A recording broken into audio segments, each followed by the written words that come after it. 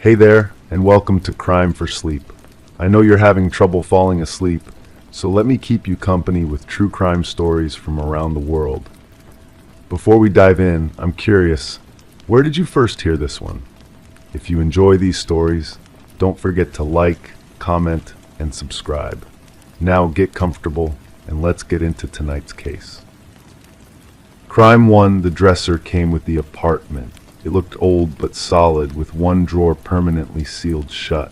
I didn't care at first, there was plenty of storage. But that drawer began to bother me, not because I needed the space, but because of the quiet tapping that sometimes came from inside, like fingernails. I forced it open with a crowbar one night, expecting dust and wood. Instead, I found clippings from newspapers, violent stories, each one underlined. There were names scribbled in red and one last piece of paper. It said, "One more and you're free. I haven't slept since." The first article was about a woman found in her kitchen, sprawled across the linoleum floor. The headline was circled 3 times in that same red ink. Her name was highlighted, but it meant nothing to me then. The second clipping described a man discovered in his garage, tools scattered around him like he'd been working on something important. Again, the name was marked, underlined with such pressure that it had torn through the paper. I spread them across my coffee table that first night, my hands shaking as I tried to make sense of what I was seeing. The paper felt brittle between my fingers, yellowed with age and something else I didn't want to identify. Each article carried the same musty smell, like old books left in a basement too long. But underneath that familiar odor was something sharper, metallic. It reminded me of the copper taste you get when you bite your tongue too hard. The landlord had seemed nervous when I signed the lease. He kept glancing at that dresser, running his fingers through his thinning hair. When I asked about moving it out, he said it was permanently fixed to the wall. Structural reasons, he claimed. Now I understood why his voice had wavered when he said it.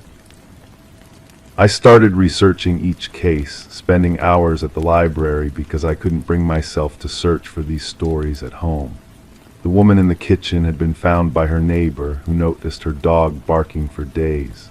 The man in the garage was discovered by his brother, who'd come to borrow a wrench. Both cases had been closed quickly. Natural causes for her, accidental death for him. But the details in the newspaper clippings told different stories than what the police reports concluded. Someone had been watching these people. Someone had cared enough to cut out their stories, to mark their names, to keep their deaths close.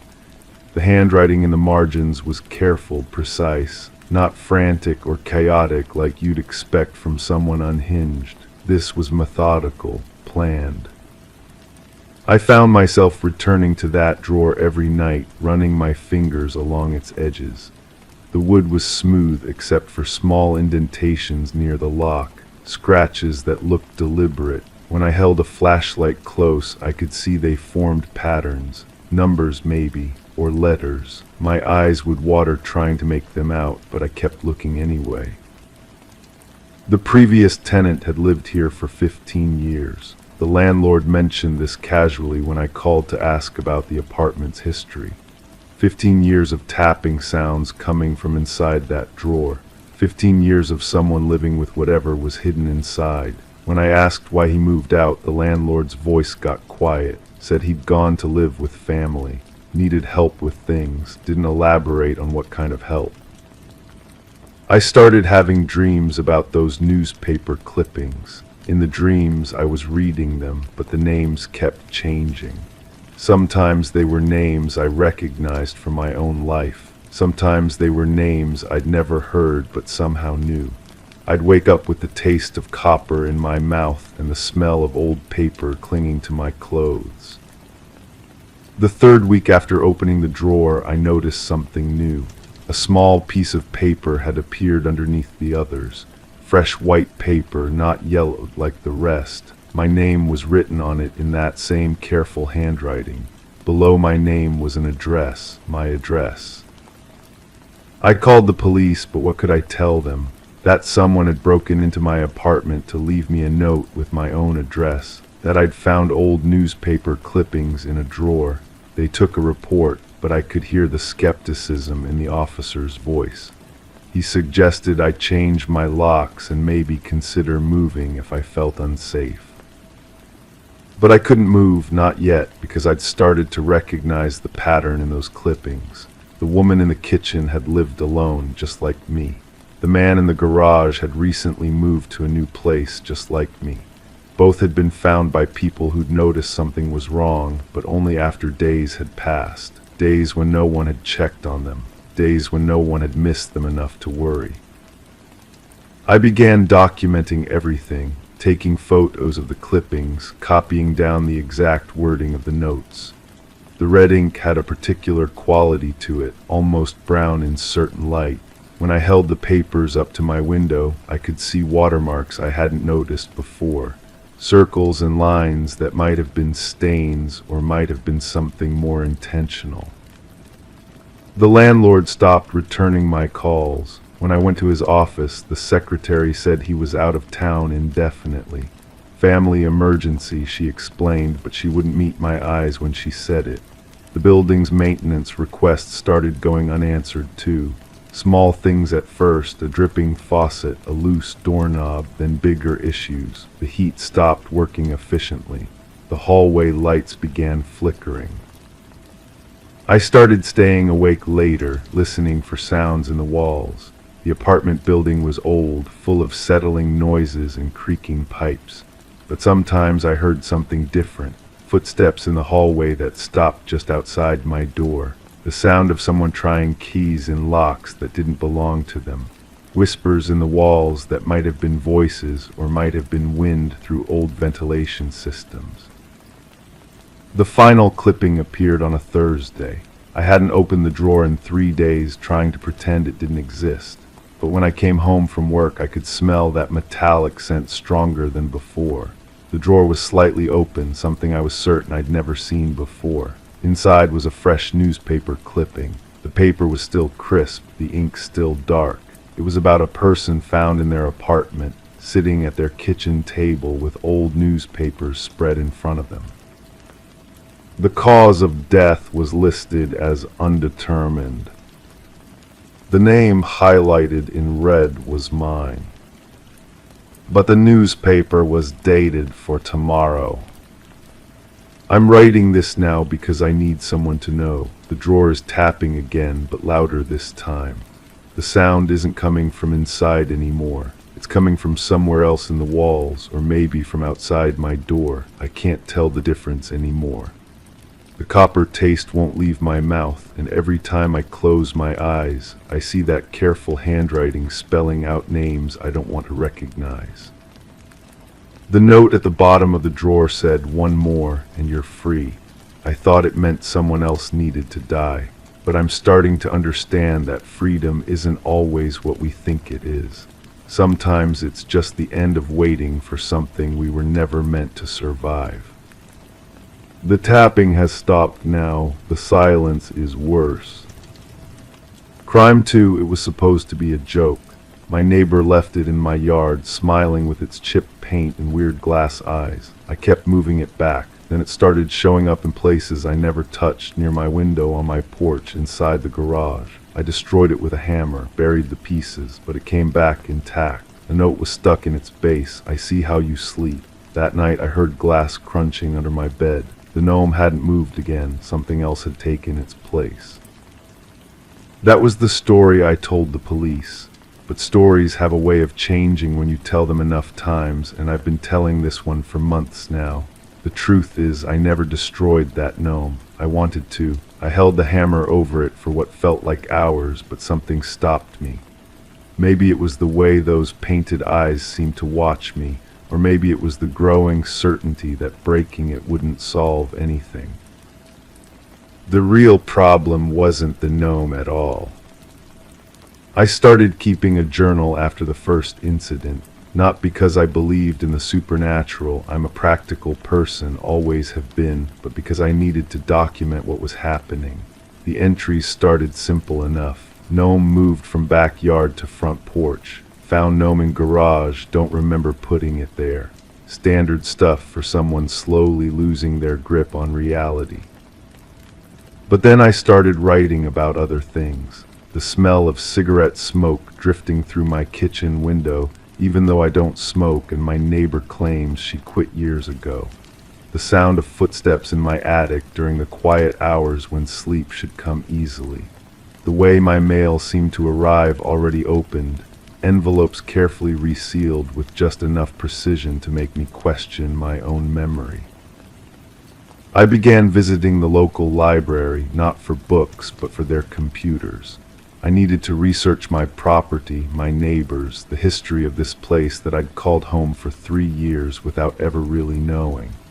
The librarian, a woman with silver hair and tired eyes, helped me navigate the digital archives. She seemed familiar, though I couldn't place where I might have seen her before. The records told a different story than the one I'd been living. My house had been empty for 18 months before I moved in. The previous owner, a man whose name appeared and disappeared in the documents like a ghost, had filed multiple complaints with local authorities.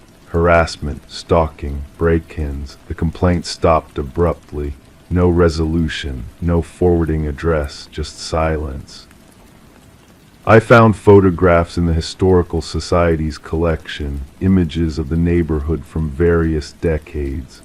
My house appeared in several, but it was the background details that caught my attention. A garden gnome sat in the same spot where I'd first found it, visible in pictures spanning nearly 20 years. The same chipped paint, the same glass eyes. The woman at the Historical Society, different from the librarian but equally familiar, showed me how to access police records. Public information, she said, though her fingers hesitated over the keyboard. The files revealed a pattern I wasn't prepared for. Complaints from residents on my street going back decades, always the same story. Small items moving, sense of being watched, cigarette smoke, footsteps. Always the same resolution, insufficient evidence to proceed. I started paying attention to details I'd previously ignored. The way my neighbor's curtains moved when I walked to my mailbox. The fresh cigarette butts that appeared in my garden, always in the same spot, always the same brand. The fact that I'd never actually seen my neighbor's face clearly, despite living next door for 3 years. One afternoon, I decided to knock on her door. It was a simple plan, introduce myself properly, maybe ask about the gnome, see if I could get a straight answer about anything. The door opened before I could knock. She was expecting me, she said, and invited me in for coffee. Her house was the mirror image of mine, but everything felt wrong. The furniture was arranged exactly as I'd arranged mine. The same coffee mug I'd used that morning sat on her kitchen table. The same magazine I'd been reading lay open to the same page. When I mentioned the similarities, she laughed and said great minds think alike. She served coffee in cups that matched my dinnerware exactly. We talked about the neighborhood, the weather, the way property values had been changing. Normal conversation, but her voice carried an echo that made my skin crawl. When I finally asked about the gnome, she smiled and said she'd never seen it before. That night I couldn't sleep. I kept thinking about the visit, about the way she'd known I was coming, about the identical furniture and the coffee cups and the magazine. I went to my kitchen for water and found the gnome sitting on my counter, positioned so it faced the window that looked directly into her house. A new note was attached to its base. We need to talk. I called the police the next morning. The officer who came was polite but skeptical. He took notes, photographed the gnome, asked about my relationship with my neighbor. When I mentioned the identical furniture, he looked up from his notepad with the expression of someone who'd heard this story before. He suggested I consider counseling. Stress, he said, could manifest in unusual ways. The mind had a tendency to create patterns where none existed. He left his card and promised to drive by more frequently, though I could tell he wouldn't. That evening I sat in my living room with the lights off, watching my neighbor's house through the window. I could see her moving around inside, but something about her movements seemed choreographed, as if she were performing for an audience. She would walk to her window, look directly at my house, then disappear for exactly the same amount of time before repeating the pattern. I decided to test something. I turned on my kitchen light, waited, then turned it off. Within seconds, she did the same. I moved to my bedroom and turned on that light. She followed. Every movement I made, she mirrored. The realization hit me like cold water. She wasn't watching me. She was mimicking me. But why? I spent the next few days researching identity theft, fraud, anything that might explain someone copying my life so precisely. What I found was worse than I'd imagined. Case studies of people who had lost their identities to individuals who'd studied their habits, their routines, their personal details. People who'd found their bank accounts drained, their credit ruined, their very existence stolen by someone who'd watched them long enough to become them. The gnome was still there, still watching, still carrying its cryptic messages. But now I understood it wasn't the gnome I needed to fear. It was the person who'd been using it to communicate with me, to let me know I was being studied, cataloged, prepared for replacement. I've been writing this account for weeks now, trying to document everything before it's too late. My neighbor hasn't been outside in days, but I can see her silhouette in the window, still mimicking my movements. The gnome has moved again, but this time it's facing away from her house, toward the street, as if it's watching for someone else. Today I found a package on my doorstep. Inside was a set of keys, the same keys I use for my house, my car, my mailbox. The note attached was brief. Thank you for your cooperation. The transition will be seamless. I don't know who to call anymore. The police won't believe me. My friends think I'm having a breakdown. My family stopped returning my calls after I tried to explain about the gnome.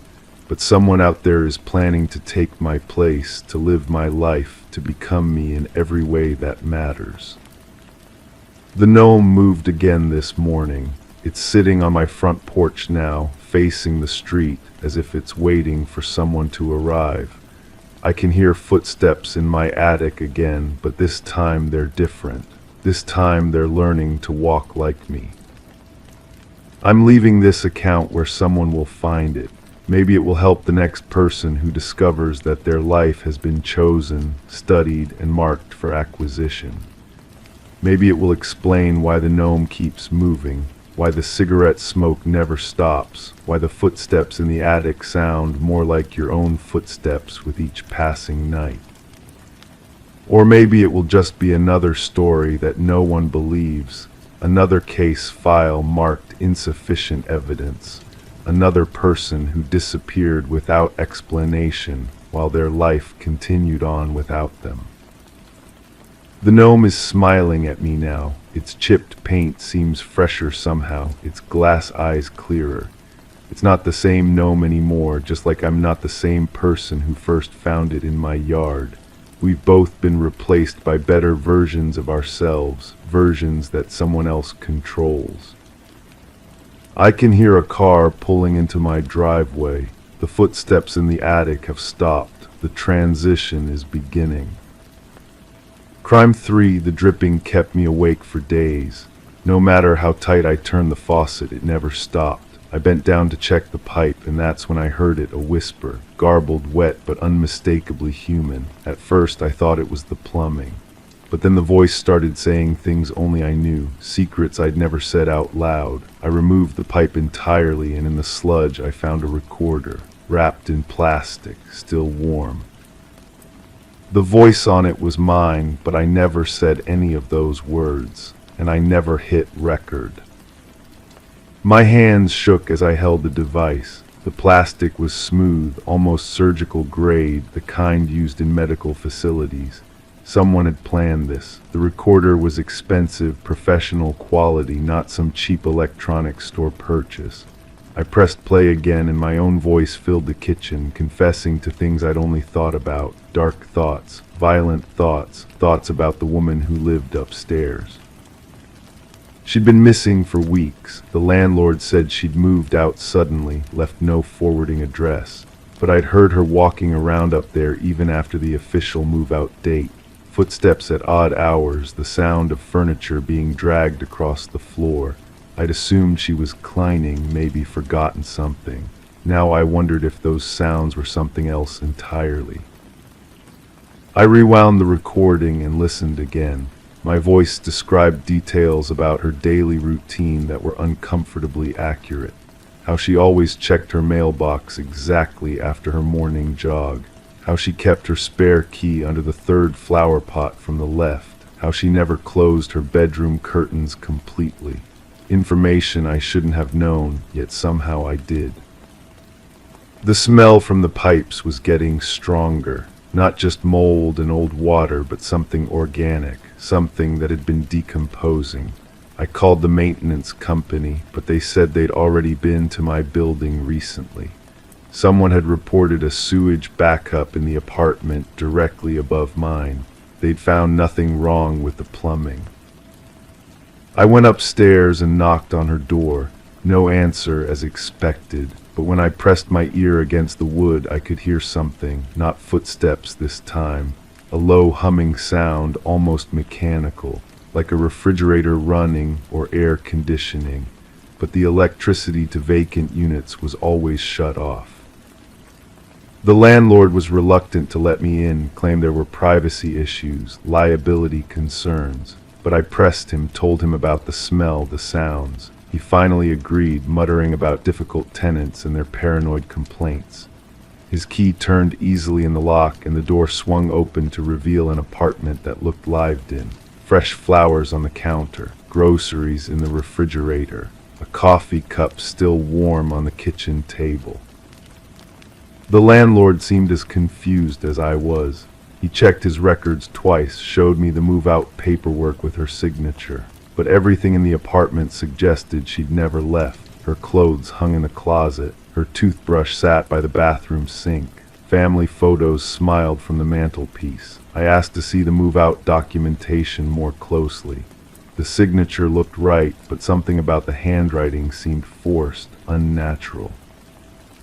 That afternoon, I played the recording for a friend who worked in audio forensics.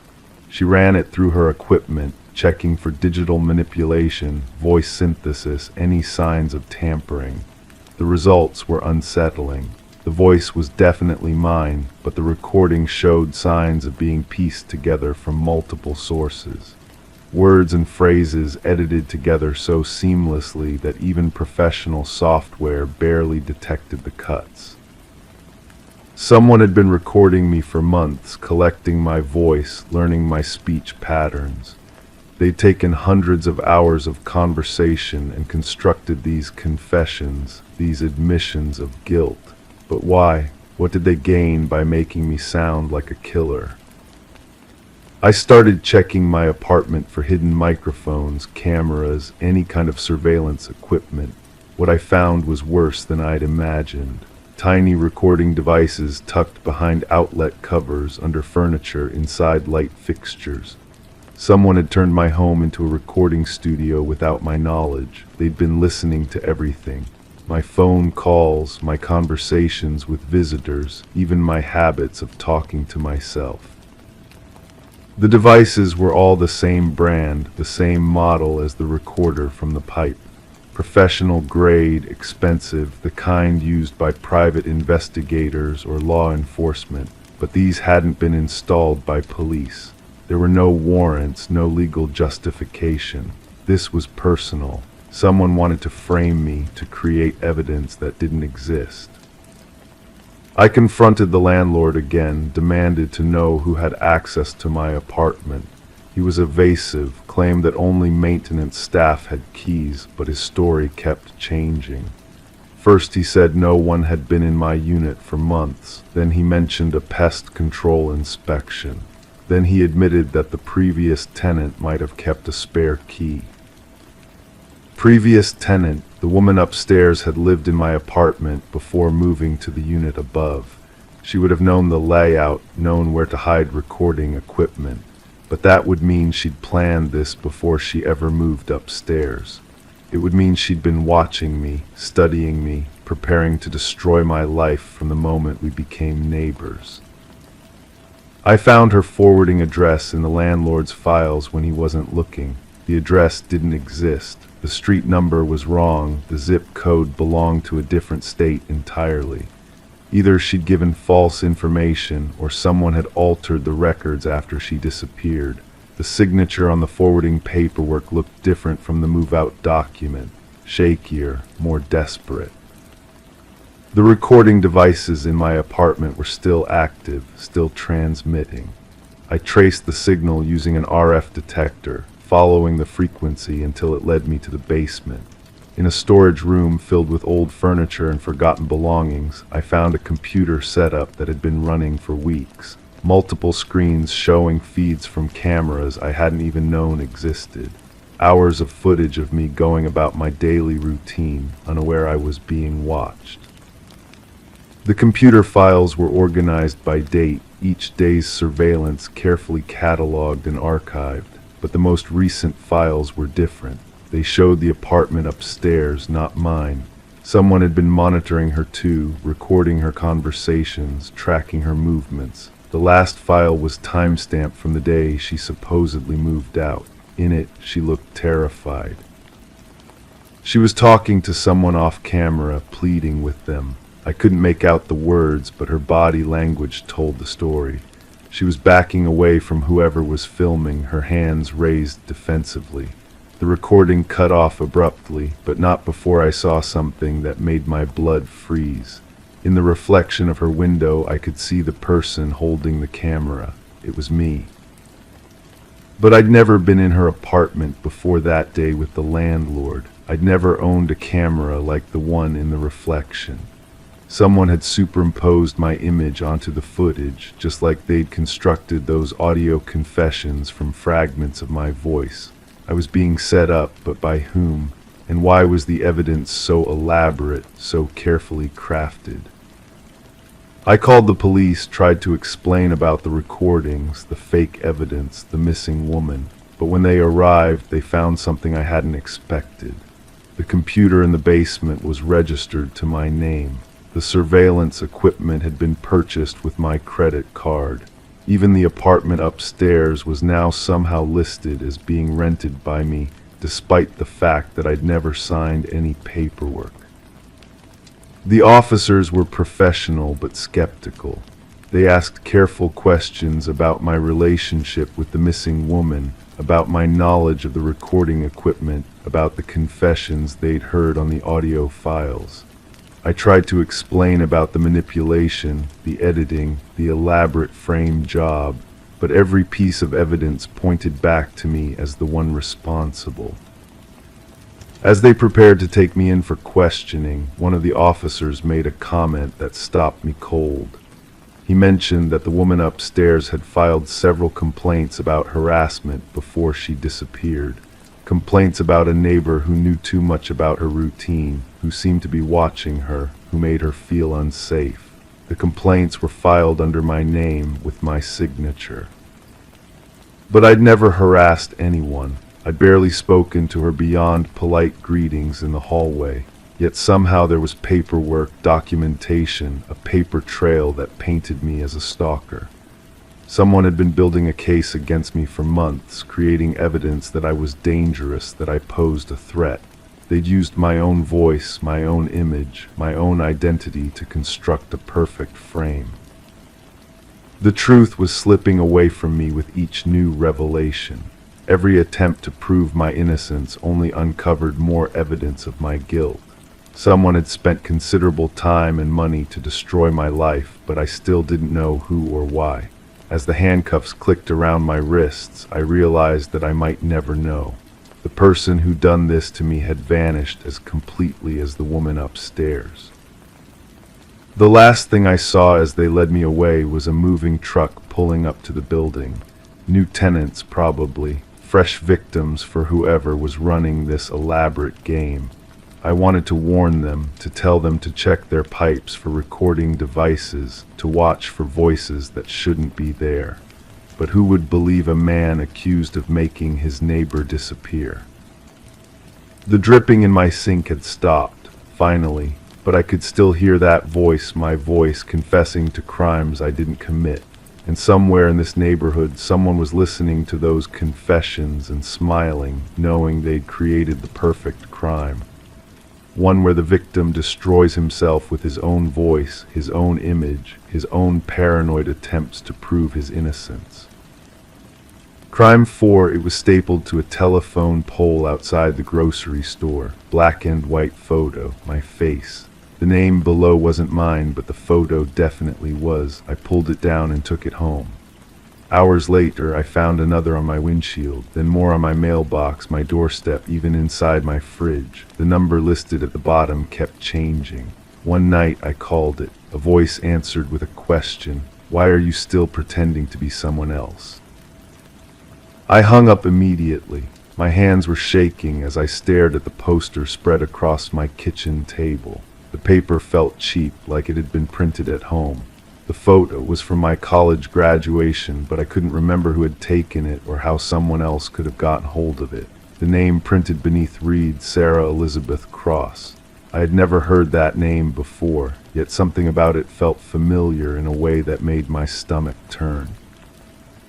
The next morning, I decided to drive to the library. I needed to research this name to understand what was happening to me. The librarian, an older woman with gray hair pulled back in a tight bun, looked at me strangely when I asked to use the computer. Her eyes lingered on my face longer than necessary, and I caught her whispering to her colleague behind the desk. They both turned to look at me again. I typed Sarah Elizabeth Cross missing into the search engine. The results made my breath catch. News articles dating back 2 years. A young woman who had disappeared without a trace, her family still searching, her mother giving interviews pleading for information, and in every single photo, every single article, the face staring back at me was mine. But it wasn't just the face, it was everything. The mole on my left cheek, the small scar above my eyebrow from when I fell off my bike as a child, the way my hair fell across my shoulders, even the dress I was wearing in the graduation photo, a blue sundress with tiny white flowers that I had bought specifically for that day. I printed out the articles and drove home, my mind racing. In my apartment, I spread everything across my coffee table and tried to make sense of what I was seeing. According to the reports, Sarah Elizabeth Cross had been 23 when she disappeared. She had been working as a substitute teacher. She lived alone in a small apartment downtown. She had been last seen leaving a coffee shop on a Tuesday afternoon. The details were wrong, but the face was undeniably mine. I called my mother that evening, trying to keep my voice steady. I asked her about my birth certificate, about the hospital where I was born, about our family history. She seemed confused by my questions, almost defensive. When I pressed her about whether she had any other children, any daughters she might have given up for adoption, she became quiet. "Why would you ask me something like that?" she said finally. "You know you're my only child." But there was something in her voice, a hesitation that I had never heard before. I spent the next few days digging through my personal documents, birth certificate, social security card, school records. Everything seemed legitimate, but I couldn't shake the feeling that something was missing. I found myself staring at old family photos, looking for inconsistencies, for signs that my memories might not be real.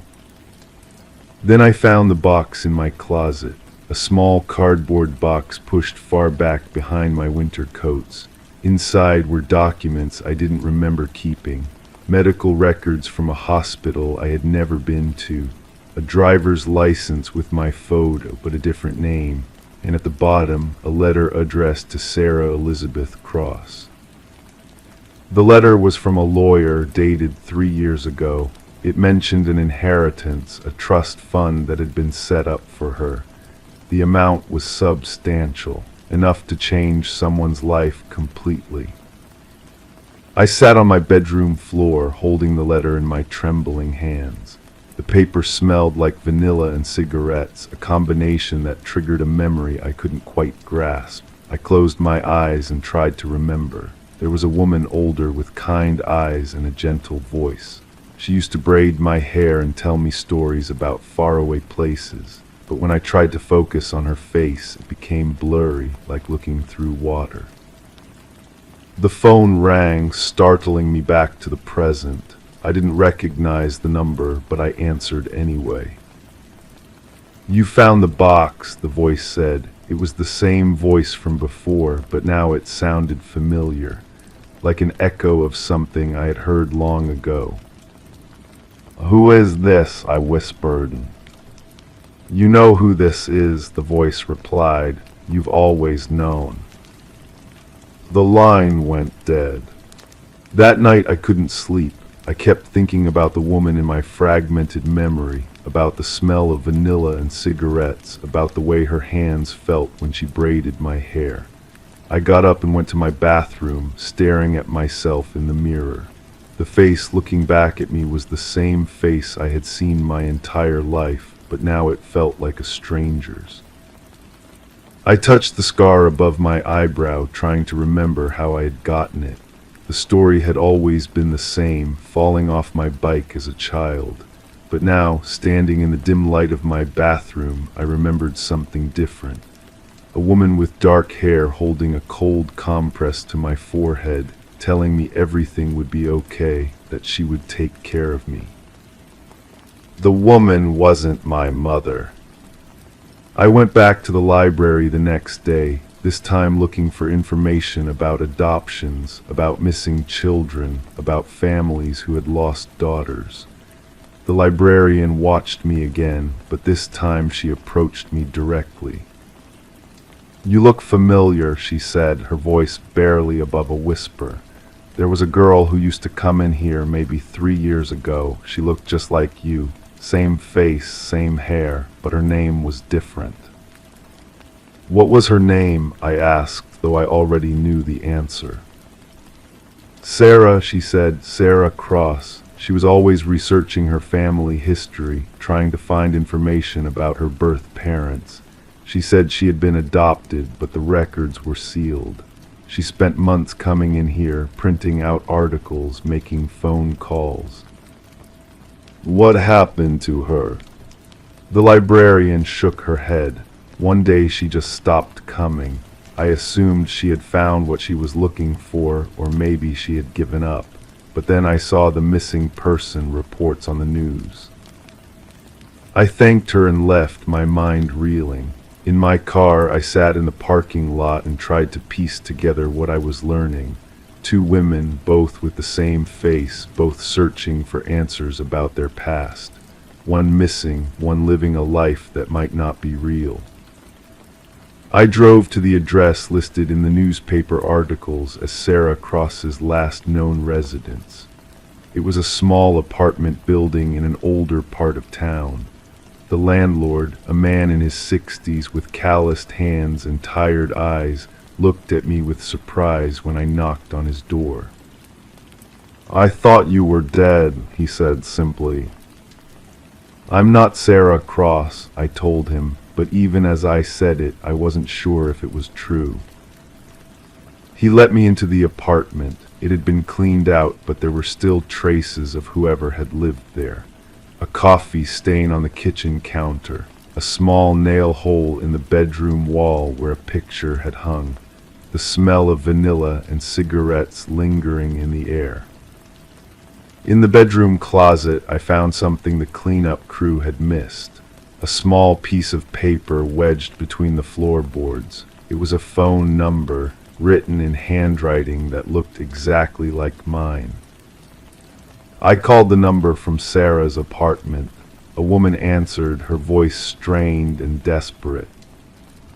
"Sarah, is that you? Please tell me you're okay." "I'm not Sarah," I said, but my voice was shaking. "Don't lie to me," the woman said, and I could hear her crying. "I know your voice. I've been waiting for you to call. I've been looking for you for 2 years." "Who are you?" "I'm your sister," she said, "your twin sister, and I know what they did to you." The phone slipped from my hand and clattered to the floor. I stared at it, my mind struggling to process what I had just heard. A twin sister, a life I didn't remember, a family I had never known existed. I picked up the phone, but the line was dead. I drove home in a daze, parking in my driveway and sitting in my car for what felt like hours. The house I had lived in for the past 5 years suddenly looked foreign, like a stage set for a life that wasn't mine. I walked inside and went straight to my bedroom, pulling out every document, every photo, every piece of evidence I could find about my identity. The birth certificate showed a single birth. The hospital records mentioned only one child, but as I looked more closely, I noticed discrepancies, dates that didn't match, signatures that looked rushed, a medical record that mentioned complications during delivery, complications that seemed inconsistent with a single birth. I found myself thinking about my childhood, about the gaps in my memory, about the times my mother would change the subject when I asked about my early years. I thought about the recurring dreams I had always had, dreams about another girl who looked exactly like me, dreams about being separated from someone important. The phone rang again. This time I answered immediately. "Meet me at the coffee shop on 5th Street, the voice said. It was the woman who claimed to be my sister. "Come alone and bring everything you found." I wanted to refuse, to hang up and pretend none of this was happening, but I needed answers. I needed to know who I really was and why my face was on missing person posters for a woman I had never met.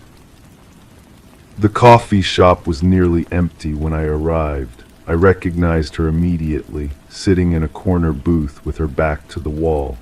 She had my face, my hair, my hands, but there was something in her eyes that I had never seen in my own reflection. A hardness, a wariness that spoke of experiences I couldn't imagine. "You really don't remember, do you?" she said as I sat down across from her. "Remember what?" "The night they separated us, the night they told us one of us had to disappear." She reached across the table and touched my hand. Her fingers were cold, and for a moment I felt that same recognition I had experienced when I first saw Sarah Cross's name on the missing poster. "They gave you a new identity," she continued, "new memories, a new family. They made you forget everything about your real life, about me, about what we witnessed." What did we witness? But even as I asked the question, I could feel something stirring in the back of my mind. A memory that had been buried, suppressed, hidden behind years of artificial normalcy. "The murder," she whispered. "We saw them kill that man, and they couldn't let us both live with that knowledge." The coffee shop around us seemed to fade away. I could see myself as a child holding hands with another girl who looked exactly like me. We were hiding in a closet, watching through a crack in the door as people we trusted did something terrible. The smell of vanilla and cigarettes, the sound of muffled voices, the woman with kind eyes who later told us that everything would be different now. "One of us had to become Sarah Cross," my sister said, "the missing girl, the one who never existed, and one of us had to become you, the survivor with no memory of what really happened." I looked at her, this woman who shared my face but not my life, and I realized that I still didn't know which one of us was which. Was I the real person, or was I Sarah Cross living someone else's life? Did it even matter anymore? "The people who did this," I said, "are they still out there?" She nodded. "They've been watching both of us, making sure their secret stays buried. But now that you're starting to remember, now that we've found each other again, they're going to try to silence us permanently." As if summoned by her words, I saw a black car pull up outside the coffee shop. Two men in dark suits got out and walked toward the entrance. My sister saw them too. "We have to go," she said, grabbing my hand. "Now." But as we stood to leave, I found myself wondering if this was really my sister, or if this was just another layer of the deception. Maybe she was one of them, sent to manipulate me, to lead me further away from the truth. Maybe I was Sarah Cross, and the life I thought I had been living was the lie. Or maybe we were both victims of something bigger than either of us could understand. The men in suits entered the coffee shop, their eyes scanning the room.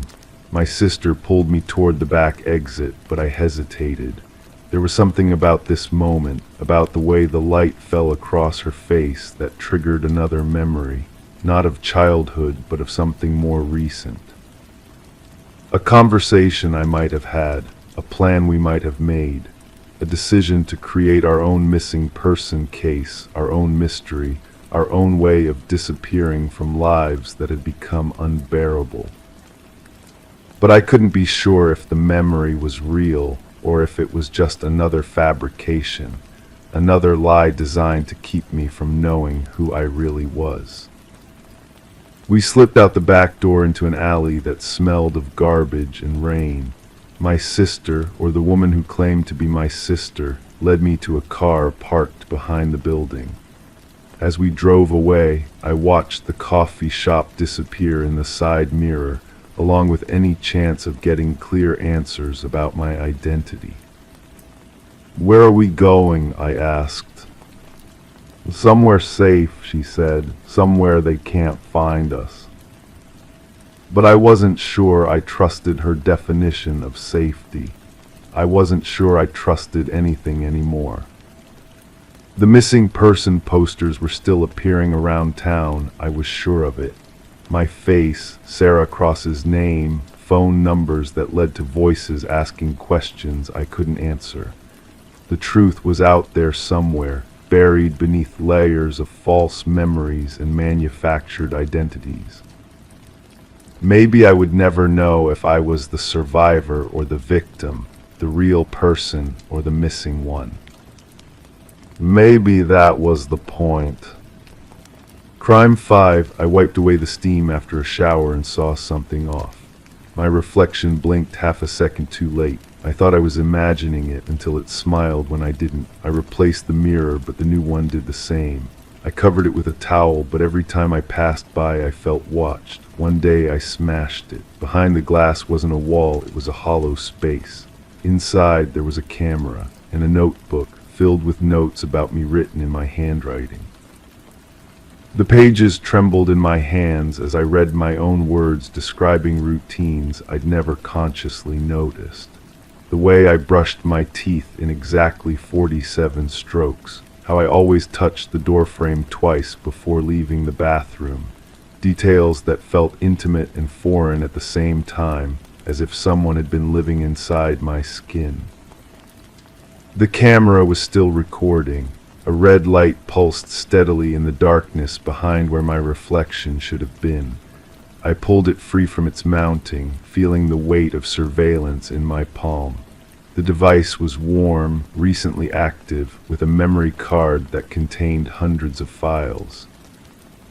Back in my bedroom, I scrolled through footage that spanned months. There I was, brushing my hair, washing my face, staring at myself in ways I didn't remember. But something was wrong with every frame. My movements looked rehearsed, mechanical, like I was performing for an audience I couldn't see.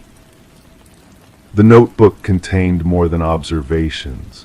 There were plans written in my handwriting, detailed schedules of my neighbors' routines, sketches of their apartment layout, notes about when they left for work and returned.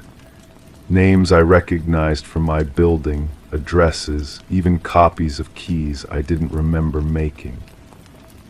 I found receipts tucked between the pages. Hardware store purchases for tools I'd never bought, locksmith services I'd never requested, surveillance equipment I'd never needed. All paid for with my credit card, all signed with my signature, all dated within the past 6 months. My phone buzzed with a text from my upstairs neighbor asking if I'd been having trouble sleeping lately. She'd been hearing footsteps above her apartment during the night, she said, but my bedroom was directly below hers. I lived alone on the top floor. The building's security footage would have answers, but when I approached the superintendent, he looked at me strangely. He said I'd already reviewed the tapes twice that month, spending hours in his office going through recordings frame by frame. He showed me the visitor log with my signature, dated just 4 days earlier. I called the credit card company about the suspicious charges. The representative confirmed each transaction, reading back purchase times and locations that aligned perfectly with my work schedule. Security cameras at each store had captured clear images of me making every purchase, she said. I asked her to describe what I was wearing in the footage. She detailed outfits I owned but didn't remember choosing. The locksmith's records showed I'd requested copies of 18 different keys over 2 months. When I visited his shop, he recognized me immediately, commenting on how particular I'd been about the quality of each duplicate. He still had the impressions I'd brought him, pressed into a clay-like substance I didn't recognize. My laptop's browser history revealed searches I'd never made, detailed research about surveillance techniques, guides for entering locked apartments, forums discussing how to observe people without being detected. The searches were conducted from my home network during hours when I thought I'd been sleeping. I installed a security camera in my own bedroom, angled toward the door. The first night's footage showed me sleeping soundly for 8 hours, but the timestamp had gaps, moments where the recording jumped forward, leaving spaces unaccounted for. My sleeping position changed between these gaps in ways that suggested I'd been moving around. The notebook's final entry was dated that morning, written in my careful handwriting. Subject becoming aware of observation. Recommend accelerating timeline. Next phase requires direct contact. Below that, my signature, followed by detailed plans for breaking into my neighbor's apartment. I sat on my bathroom floor, staring at the empty space where my mirror had been. The wall behind it was perfectly smooth, showing no evidence that anything had ever been hidden there. No mounting hardware, no screw holes, no indication that a cavity had ever existed. My reflection stared back at me from the black screen of my phone. I raised my hand and watched it move in perfect synchronization. But when I set the phone down, I could swear I saw my reflection continue waving for just a moment longer. The notebook was gone from my nightstand where I'd left it. In its place was a receipt for a new bathroom mirror, scheduled for delivery that afternoon. My signature was at the bottom, authorizing installation while I was at work. I called in sick and waited by my door, watching through the peephole as 2 men in work uniforms knocked repeatedly. They had keys that fit my locks perfectly. When they finally left, I found a new mirror mounted in my bathroom, reflecting my face with crystal clarity. That night I stood before it and raised my hand slowly. My reflection moved with me, perfectly synchronized, but I noticed something else. In the corner of the mirror, barely visible, was my own face watching from a different angle, as if I were standing behind myself. I've stopped looking directly at mirrors now, but sometimes in my peripheral vision I catch glimpses of movement that doesn't match my own. The notebook reappears and disappears, always containing new entries in my handwriting, always describing activities I don't remember performing. My neighbors have started avoiding eye contact in the hallways. The superintendent changes the subject whenever I try to discuss building security. My credit card statements continue showing purchases I don't recall making for tools and services I don't remember needing. The most disturbing part isn't the surveillance or the missing memories. It's the growing certainty that whoever is watching me knows exactly how I'll react to being watched. Every decision I make, every precaution I take, feels like I'm following a script written in my own handwriting. Sometimes I wonder if the person behind the mirror is the real me, and I'm just the reflection. Crime 6, it was sunny. I stepped outside and noticed something wrong. Everything cast shadows, trees, cars, buildings, except me. I stood still, moved around, even waved my arms. Nothing. I felt cold, not physically, but deep in my chest, like something essential had been taken. That night I checked old photos and videos. In none of them did I have a shadow, not even one. But what chilled me most was a picture taken in my bedroom mirror. There was a figure behind me, darker than black, matching my every move. The detective assigned to my case had tired eyes and coffee stains on his shirt. He listened to my story with the patience of someone who had heard stranger things.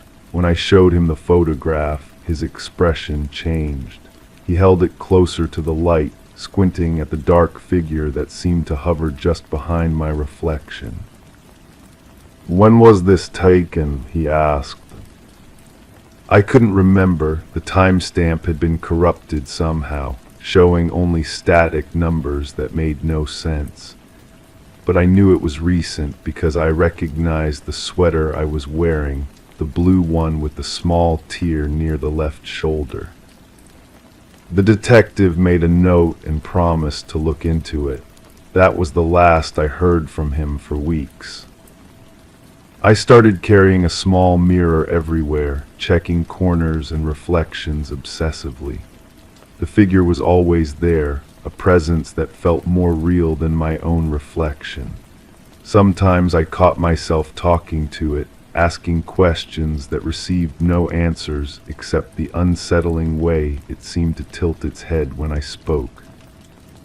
My neighbor, an elderly woman who lived alone with 3 cats, mentioned seeing me walking around my yard at night. She described someone who looked exactly like me, but moved differently, slower, more deliberate. When I told her I had been asleep during those incidents, she just nodded and offered me chamomile tea. The breakthrough came when I found the old security footage from the convenience store down the street. I had been there purchasing groceries, and the timestamp matched my receipt. But watching the grainy video, I saw something that made my hands shake. There were 2 figures at the register, one paying for groceries, one standing perfectly still behind the first.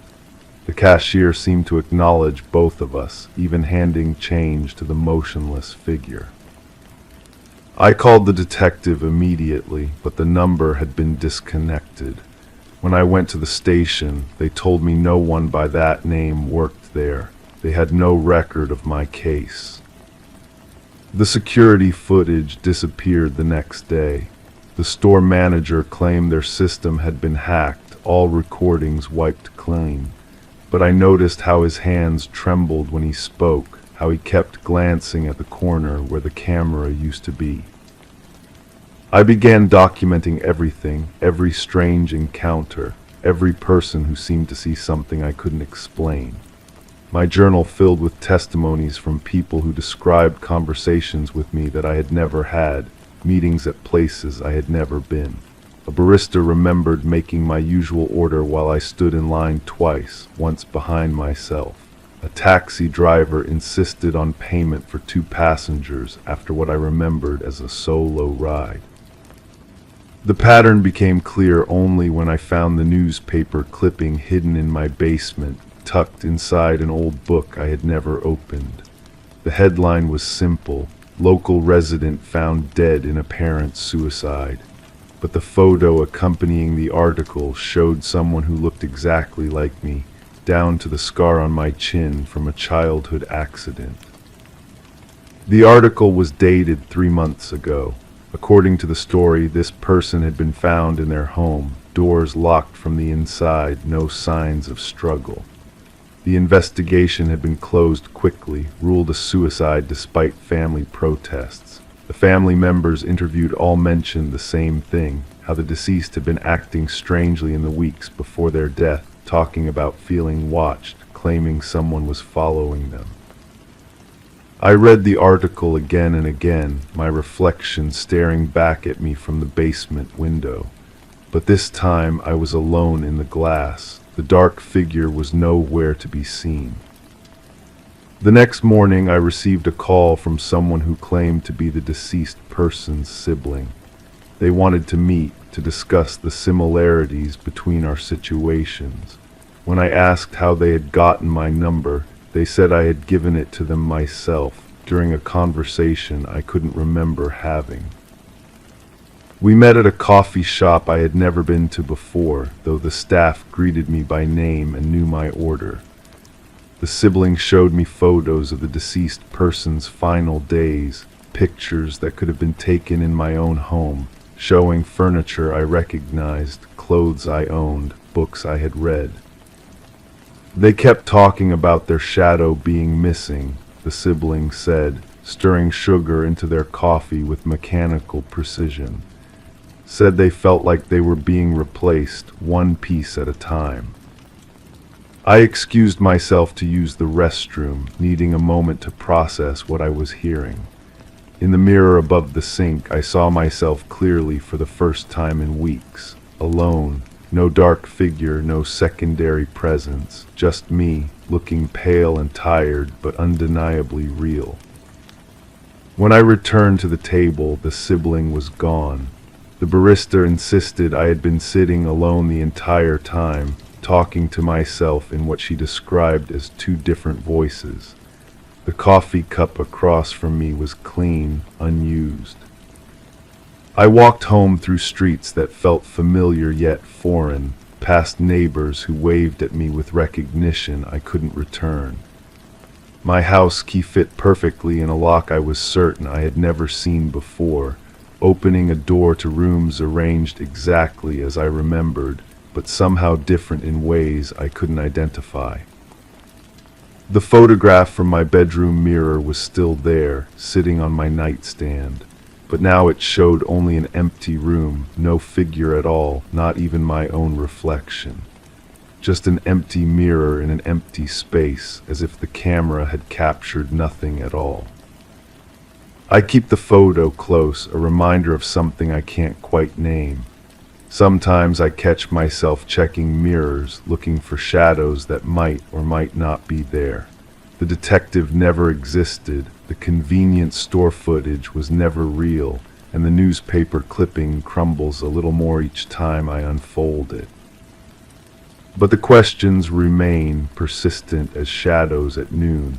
In a world where nothing casts darkness, what happens to the parts of ourselves we can't see? And if someone else is living the life we think we're living, what does that make us? The answer might be simpler than I want to admit. Sometimes the most frightening truth is the one that's been staring back at us all along, waiting for us to stop looking away. Crime 7, I'd always wanted a home with a fireplace. This one had been bricked up long ago with no explanation from the realtor. Curiosity got the better of me, so I started chipping away at it. Behind the bricks was a small chamber, and in it a wooden box. Inside were ashes and dozens of teeth, human no doubt. Beneath the box was a nameplate, scratched out violently. I tried to reseal it, tried to pretend I never found it, but each night the hearth feels colder. And sometimes I hear whispering through the walls, asking if I've replaced what I took. The whispers started soft, like static between radio stations. I convinced myself it was the old pipes settling, the house adjusting to my presence. But the teeth, those perfect white molars and incisors, kept pulling me back to that sealed chamber. Each one felt smooth under my fingertips, polished clean of any flesh or memory. I began researching the house's history at the local records office. The previous owner had lived here for decades, a quiet man who kept to himself. Neighbors described him as helpful but distant, the kind of person who shoveled your driveway without being asked but never stayed for coffee afterward. He died alone, natural causes, they said. The house sat empty for months before I found it. The records showed something else, though. 3 missing person reports filed over the years, all involving people who'd been seen near this street. A door-to-door salesman who never returned to his car, a jogger whose route ended somewhere in this neighborhood, a utility worker who finished his rounds but never checked back in. All adults, all with perfect dental records that were never matched to any remains found. I started sleeping poorly. The weight of those teeth in that box felt heavier each passing night, as if they were growing more solid, more real. I'd sealed the chamber back up with fresh mortar, but my hands shook while I worked. The scratched nameplate haunted me. Someone had clawed at those letters with such violence that the metal was gouged deep. During the day, I functioned normally. Went to work, spoke to colleagues, maintained the illusion of a man settling into his new home. But my evenings belonged to the investigation. I mapped the missing persons' last known locations, traced their paths, studied their photographs until their faces burned into my memory. The breakthrough came when I discovered the previous owner had been a dental technician before retirement. His garage still contained traces of his workshop, specialized tools for tooth extraction, bottles of cleaning solution, a small furnace that could reach temperatures high enough to cremate organic material. Everything was clean, methodical, professional. I interviewed the neighbors again, this time asking different questions. The elderly woman next door mentioned how helpful he'd been when her husband went missing during one of his evening walks, how he'd organized search parties, distributed flyers, even offered to help with funeral arrangements when they finally gave up hope. She still had his business card, dental services, house calls available. The pattern emerged slowly, like a photograph developing in chemical solution. He'd offered help to people in distress, provided services they needed, gained their trust. The missing jogger had complained to several people about tooth pain. The salesman's company records showed he'd been seeking emergency dental care. The utility worker had been scheduled for a root canal the week he disappeared. I found more boxes hidden throughout the house, behind false walls under floorboards sealed in the basement ceiling. Each contained the same contents, ashes and teeth, arranged with clinical precision. Some boxes had dates carved into their lids spanning nearly 20 years. Others contained personal effects, watches, rings, wallets with identification removed but everything else intact. The whispers grew louder as my investigation deepened. They weren't random sounds anymore. They formed words, pleas, accusations, names that matched the missing persons' reports. Voices asking why they'd trusted him, why they'd followed him inside, why no one had looked for them here. I realized the nameplate I'd found wasn't for the victims. It belonged to him, the previous owner whose identity had been scratched away by fingernails desperate to leave some mark, some evidence of their final moments. He'd kept it as a trophy, a reminder of his power over those final victims. The police listened to my report with professional skepticism. Missing persons from years ago, circumstantial evidence, no concrete proof of murder. They took statements, filed paperwork, promised to investigate, but I knew they wouldn't find enough to satisfy the courts. He was dead, his victims were ash, and justice was as sealed as that fireplace had been. I moved out within the month, but I kept the boxes, not as trophies, as witnesses. Each set of teeth represents someone who trusted the wrong person, someone whose disappearance was explained away too easily. Their families deserve to know, even if the law can't provide closure. The new owners of the house seem happy. They've opened up the fireplace, installed a gas insert, gathered around it for family game nights. They don't know about the chamber I'd resealed one final time, or about the additional boxes I'd discovered and quietly removed. Sometimes I drive past and see the warm glow through their windows, children laughing around the hearth. But I still hear the whispers even in my new home. They follow me now, asking not for justice but for remembrance. They want their names spoken, their stories told, their existence acknowledged. I've become their keeper, carrying the weight of their final moments, their trust betrayed, their voices silenced but not forgotten. The teeth sit in my closet now, in boxes I check every night before sleeping. I count them obsessively, making sure none have vanished, that no evidence has disappeared. Because somewhere out there, families are still wondering what happened to their loved ones, still hoping for answers that only these small, white fragments can provide. And sometimes, when the house is quiet and the world sleeps, I wonder if the whispers are warnings about something else entirely. If the man who lived in that house was just one link in a longer chain, if there are others still practicing their clinical compassion on the unsuspecting. If some patterns never truly end, they just move to new locations, find new willing helpers, seal new chambers.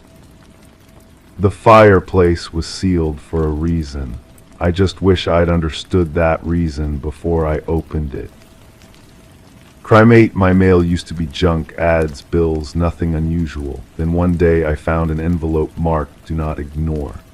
Inside was a photo of my backyard taken from above. The next letter showed my bed unmade. The third one showed me sleeping. No sender, no return address, just one word on the back: soon. I reported it, installed cameras, even stopped checking the mail. But the envelopes kept appearing inside the house now. I never saw who left them.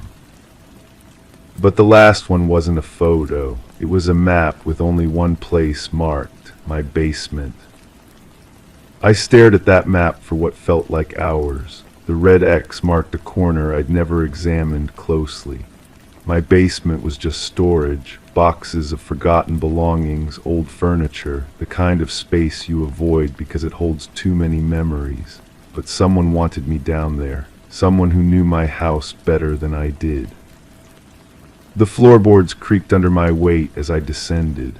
The air smelled different, metallic, like old pennies left in the rain. My fingers found the light switch, and the single bulb cast harsh shadows across the concrete walls. The marked corner looked ordinary. Stacked boxes, a broken mirror leaning against the wall, dust particles dancing in the weak light. I moved the boxes first. Underneath, the concrete looked new or different, smooth where the rest was rough. Someone had been here before me, had done work I never authorized. I pressed my palm against the surface. Cold, deliberate, professional. The neighbor's dog started barking. Through the small basement window, I could see her pacing her yard, agitated. She'd been acting strange lately, avoiding eye contact when I waved, hurrying inside when she saw me. I'd assumed it was nothing. People get busy, lives change. But now her behavior felt intentional, like she was afraid of something or someone. I found the loose section by accident. My foot caught on a slight depression, and when I knelt to examine it, the concrete shifted. Not much, just enough to reveal it wasn't solid. Beneath was a space, maybe 2 feet deep, lined with plastic sheeting. Inside that space was a metal box, the kind used for documents, fireproof, waterproof, built to last. The lock was already broken. Inside were photographs, dozens of them, all of me. Some taken through windows, others from across the street, but these weren't recent. The timestamps went back years. Someone had been watching me long before the letters started arriving. Someone patient, someone who knew how to wait. There were other things too, receipts from places I'd never been, copies of forms I'd never signed, a lease agreement for a storage unit I'd never rented. My signature was on everything, but I'd never seen these documents before. Someone had been living a parallel version of my life, making decisions, signing papers, all while I remained unaware.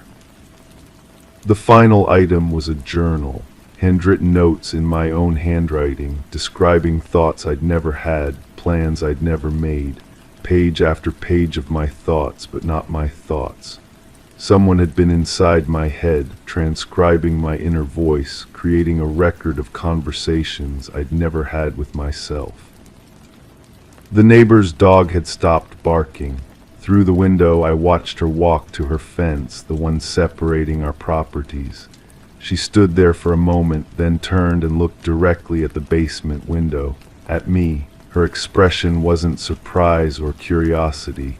It was recognition, like she'd been expecting this moment.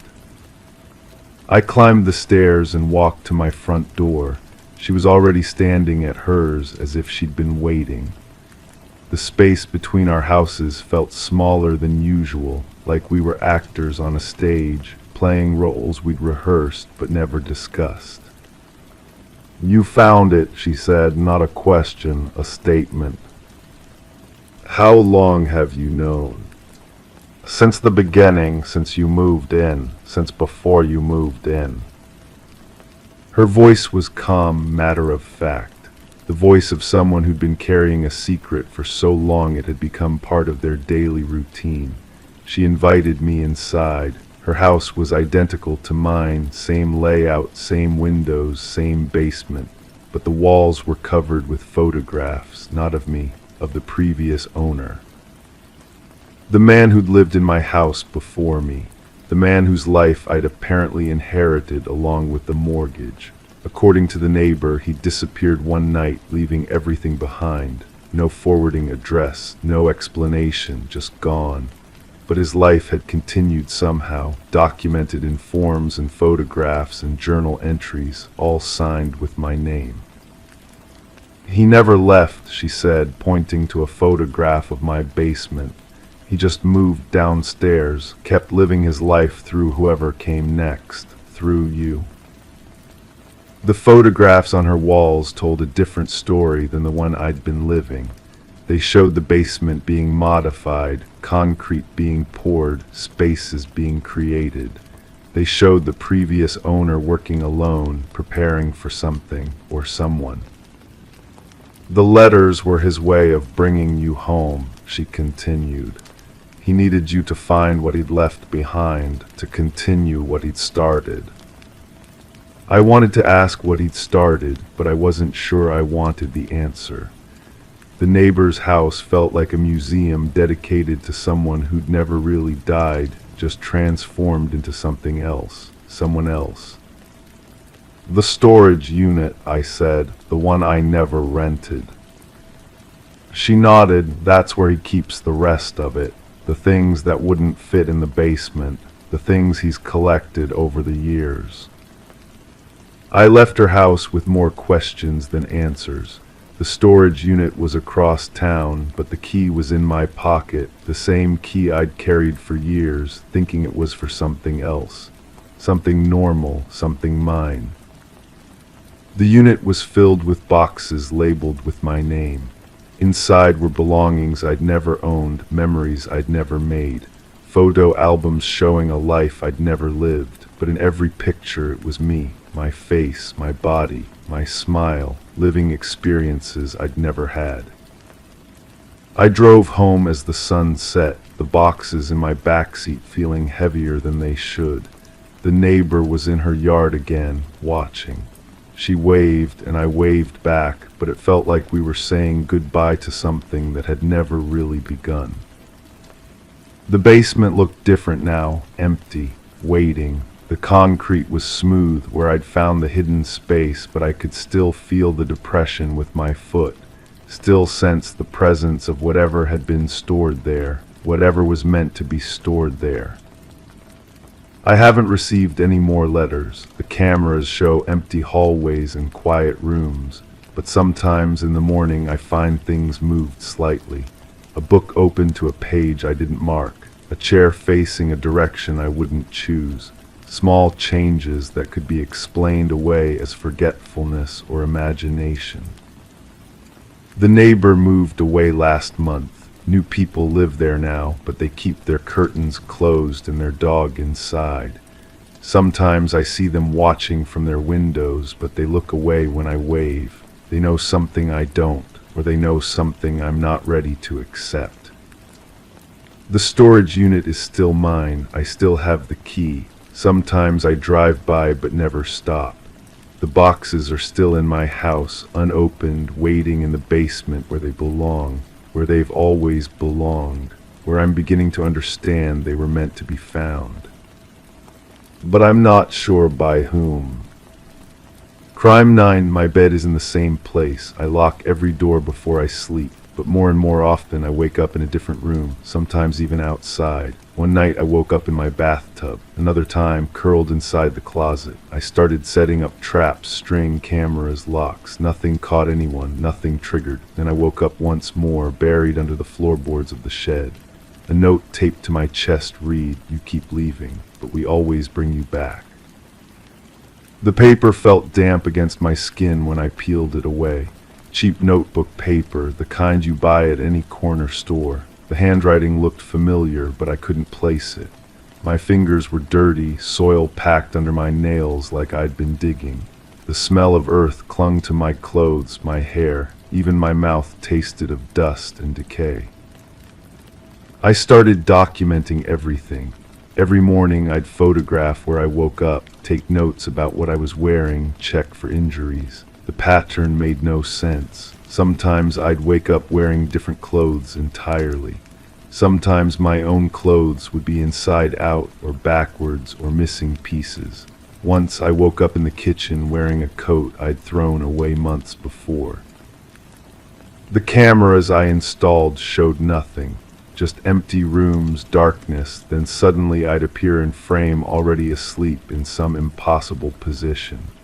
The footage looked seamless, like I'd always been there. No one entering, no one moving me. Just me unconscious in places I had no memory of going. I tried staying awake, coffee, pills, whatever it took, but sleep always came eventually, and with it the displacement. The longer I fought it, the stranger the locations became. I woke up in the neighbor's yard once, curled against their fence like a lost animal. They found me there in the morning, called the police. The officers were kind but confused. No signs of break-in, no evidence of foul play. Just a grown person sleeping in someone else's garden. The detective assigned to my case had tired eyes and calloused hands.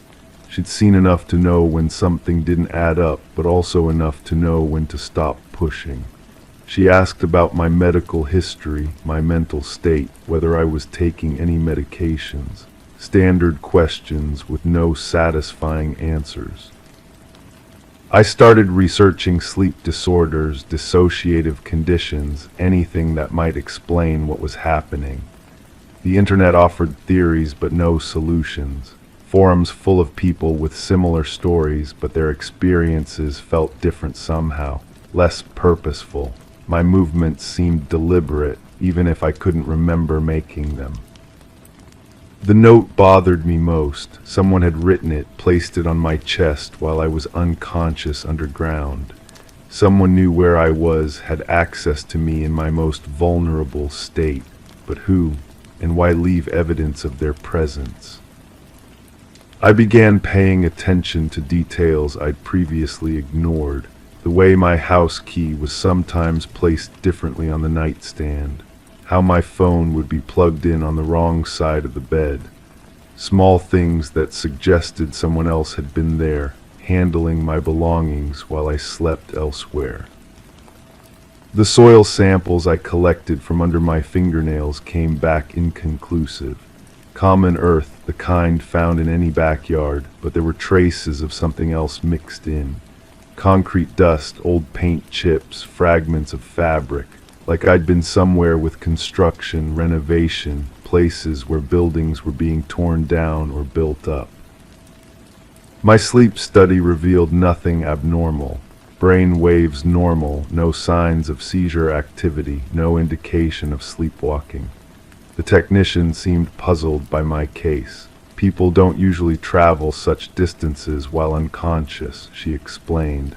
The body has safeguards, natural limitations that prevent dangerous movement during sleep.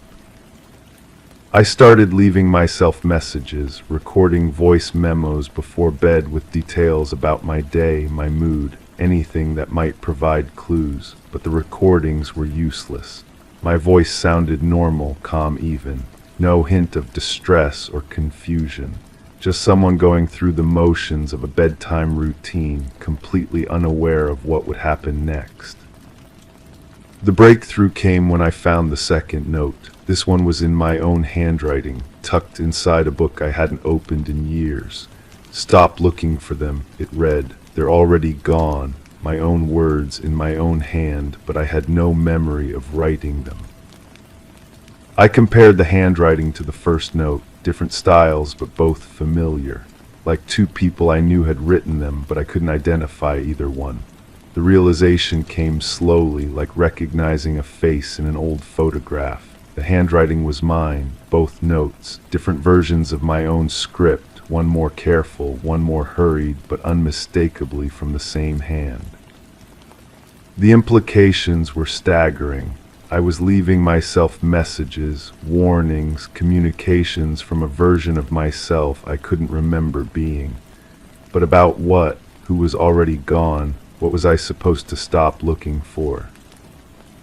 I began searching my house more thoroughly, looking for other messages, other signs of my unconscious activities. Hidden in drawers, taped under furniture, folded into the pages of books, I found dozens of notes in my own handwriting. Maps with locations circled, names I didn't recognize, dates that meant nothing to me. All in my hand, all foreign to my memory. One map showed a location across town, near the old industrial district, a warehouse complex that had been abandoned for years. I'd circled it repeatedly, drawn arrows pointing to specific buildings, written coordinates in the margins, but I'd never been there, at least not that I could remember. The drive took longer than expected. The streets in that part of town were poorly marked, many blocked by construction barriers or simply dead ends. When I finally found the warehouse complex, it looked exactly as I'd drawn it. Every detail matched my sketches, down to the broken window on the third building and the graffiti on the loading dock. Inside, the building smelled of rust and neglect, but there were signs of recent activity. Footprints in the dust, disturbances in the debris pattern. And in the basement, I found what I'd apparently been looking for without knowing it. A room set up like a makeshift living space. Sleeping bag, camping supplies, personal items scattered around, and photos, dozens of them, pinned to the walls like evidence in an investigation.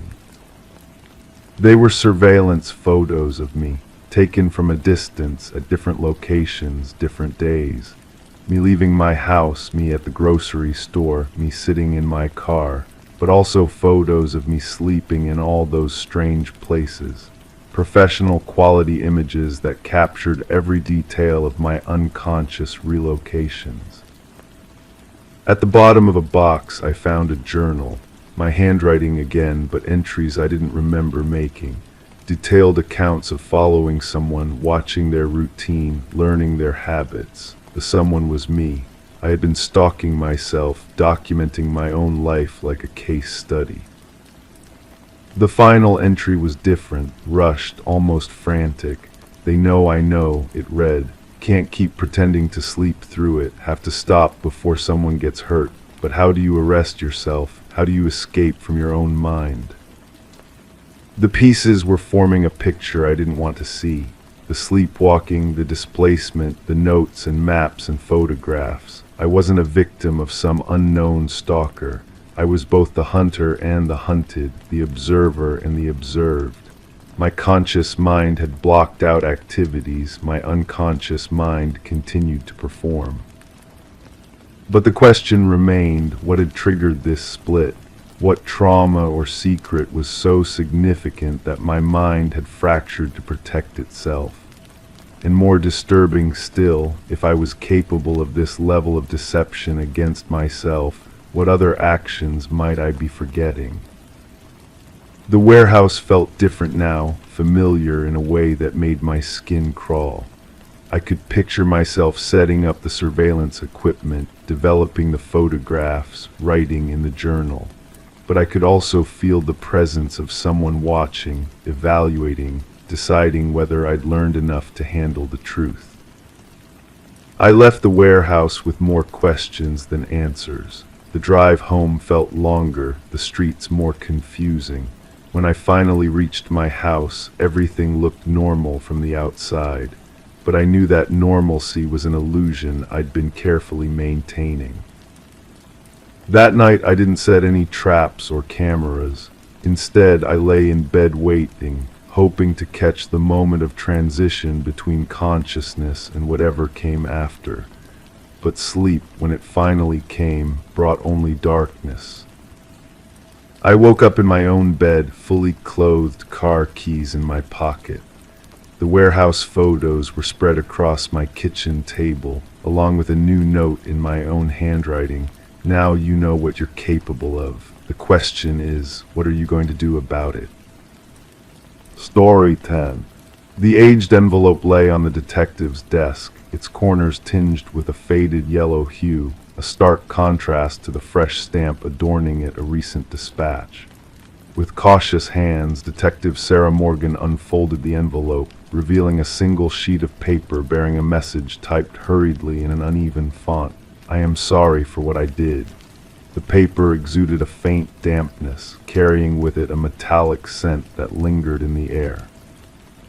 It was then that the detective's eyes fell upon a reddish smear along the bottom edge of the paper, a stark revelation that it was not mere ink staining the page.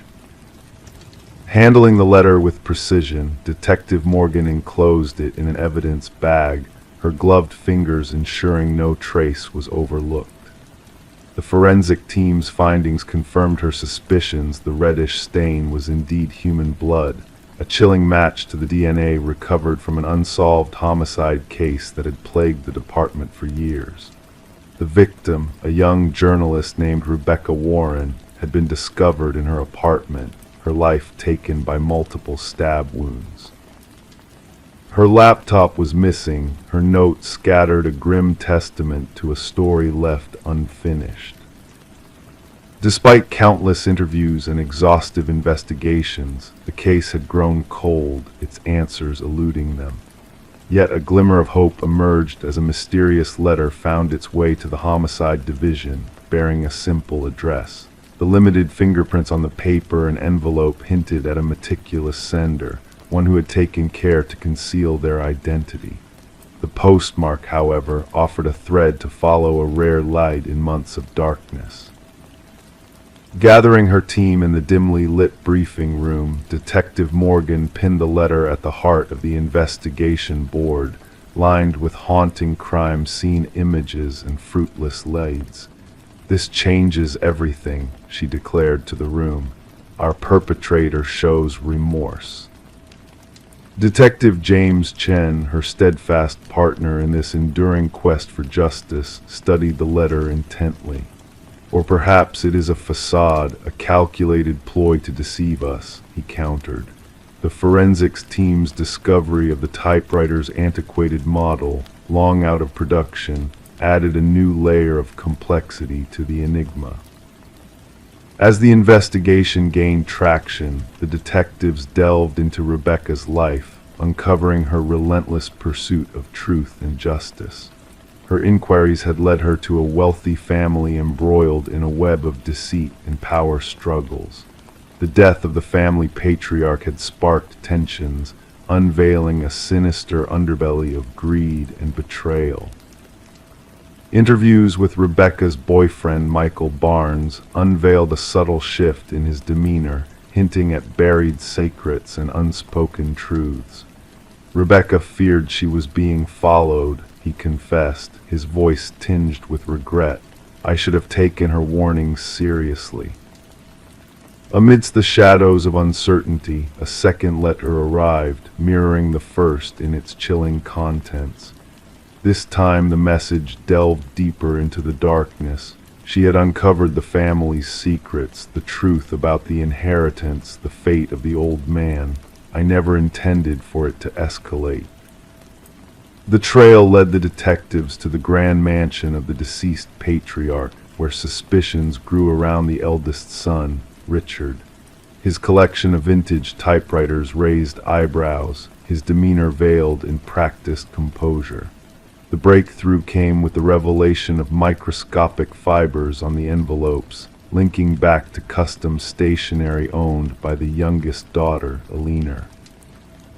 A search of Richard's estate unearthed a hidden chamber, a layer of incriminating evidence clippings, surveillance, and a vintage typewriter that echoed the letter's haunting words. The blood analysis sealed the connection to Rebecca, unraveling a tangled web of deceit and betrayal. Yet the most startling revelation came with the discovery of financial transactions between Richard and Michael, shedding light on a sinister pact that led to Rebecca's untimely demise. Confronted with the damning evidence, Michael's facade crumbled, his confession laying bare the truth behind the tragedy. Eleanor's clandestine recording served as the final nail in the coffin, capturing the damning conversation that sealed Richard's fate. As justice prevailed and the courtroom echoed with the weight of truth, Detective Morgan approached Rebecca's grieving parents, offering solace in the form of closure. The blood-stained letters, now relics of a dark chapter, stood as a silent testament to the unraveling of a meticulously planned crime. The tale of Rebecca Warren became a cautionary beacon in the realm of detective lore, a reminder that even the most shrouded secrets bear witness to the light of justice, illuminating the path to redemption and closure. Story 11. In a quiet suburban neighborhood, a mysterious key arrived in the mail for Sarah Miller, wrapped in a plain envelope with no return address. The worn brass key seemed out of place, yet strangely familiar to her. Despite trying it in every lock she owned, the key refused to turn. Perplexed, Sarah placed it on her coffee table, only to hear the old grandfather clock in the hallway let out a single, hollow chime despite being broken for years. Reporting the strange occurrence to the authorities, Sarah's concerns were initially dismissed as a simple mishap, but she couldn't shake the feeling that something was amiss. Reluctantly, the responding officer took the key as evidence, unaware of the unsettling chain of events it would set in motion. Detective Robert Harmon, a seasoned investigator with a knack for unraveling complex cases, received the file the next morning. The brass key sat on his desk, its unassuming appearance belying the darkness it held within. Background checks on Sarah revealed no red flags, just an ordinary retired teacher with a quiet life. Forensic analysis yielded no fingerprints on the key except for Sarah's. The envelope provided no clues, just a generic postmark. But when Harmon ran the key's unique pattern through the department database, a chilling connection emerged, a cold case from years ago tied to a storage unit with disturbing contents. The key led to Harold Jenkins, a former neighbor of Sarah's with a hidden past. As the investigation unfolded, a grim picture emerged of a man who had meticulously planned and executed heinous crimes, his true nature concealed behind a facade of normalcy. The search for Jenkins intensified, uncovering a trail of horror that spanned years. The discovery of a hidden room filled with engraved keys pointed to a string of victims unknown to authorities. The community shuddered as the manhunt for Jenkins reached a fever pitch, his moniker, the Keymaster, striking fear into the hearts of all. As the search closed in on Jenkins, a final confrontation ensued in the wilderness. In a tragic end, Jenkins took his own life, leaving behind a journal detailing his twisted motives and a chilling message for Sarah, a haunting reminder of the darkness that had touched her life. The investigation revealed the extent of Jenkins' atrocities, bringing closure to families but leaving a scar on the community. Sarah, unable to return to her home, grappled with the knowledge of how close she had come to unimaginable evil. The case remains a haunting example of how predators can lurk among us, hidden in plain sight. And as researchers delve into Jenkins' writings for insights, a collection of brass keys serves as a silent testament to the lives lost and the darkness that can lie behind a seemingly ordinary faux death. Story 12. The old house, shrouded in whispers and shadows, sat silent and untouched for years. Stories lingered among the neighbors, tales of a young woman who had vanished without a trace, leaving behind a lingering mystery that tainted the air within those desolate walls. When the new tenants crossed the threshold, they were met with a peculiar discovery: the bedroom door stubbornly locked from the inside, guarding its secrets with an eerie determination. With a creak and a groan, they forced their way in, revealing a scene frozen in time. The air hung heavy with the weight of neglect, dust dancing in the dim light like forgotten memories. The room, pristine yet unsettling, offered a glimpse into the past. The bed impeccably made, the mirror free of blemishes, and a solitary candle, now a mere puddle of wax, stood as a silent witness to the passage of time. But it was the notebook, its pages whispering untold truths, that beckoned them closer. Detective Morgan, a shadow in the dimness, delved into the notebook's secrets as forensic experts combed the room for elusive fingerprints. The elegant script belonged to Elise Winters, a name etched in the annals of a chilling mystery that had haunted the neighborhood for too long.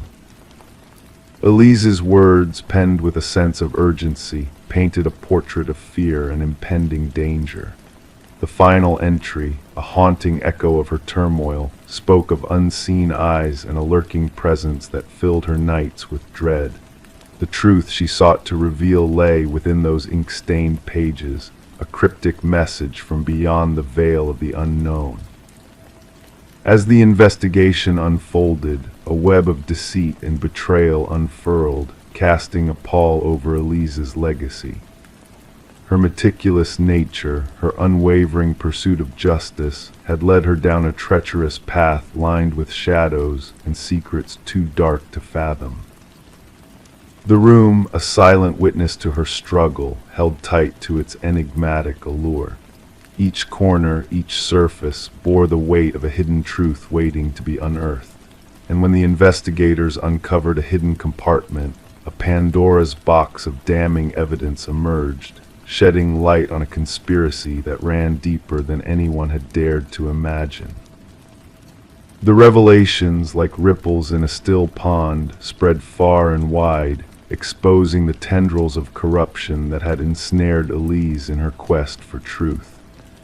The darkness that had cloaked her disappearance began to dissipate, revealing a path fraught with danger and deceit. In the end, justice prevailed, though bittersweet and stained with blood. The perpetrators, their masks of innocence shattered, faced the reckoning of their sins. Elise's voice, a whisper in the night, echoed through the halls of power, a reminder that even in death her spirit could not be silenced.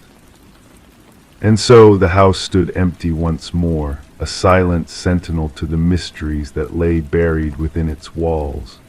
The whispers of the past lingered, a spectral presence that dared not be forgotten. In the quiet of the night, a faint light flickered in the window, a beacon of justice for a soul lost but not forsaken. As darkness descended, casting a veil over the world, the house stood as a testament to the resilience of the human spirit. And in that hallowed space, Elise's legacy lived on, a testament to the enduring power of truth and the indomitable strength of those who dared to seek it. Story 13, The Tale of the Whispering Manor. The new owners brushed off the crackling intercom as an oddity, a quirk of the old Victorian manor they now called home. The ancient system, once forgotten, now crackled to life in the dead of night. Curiosity finally got the best of the husband one evening, prompting him to press the button.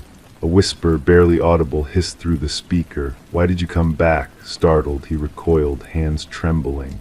His wife, watching from behind, denied ever uttering those words.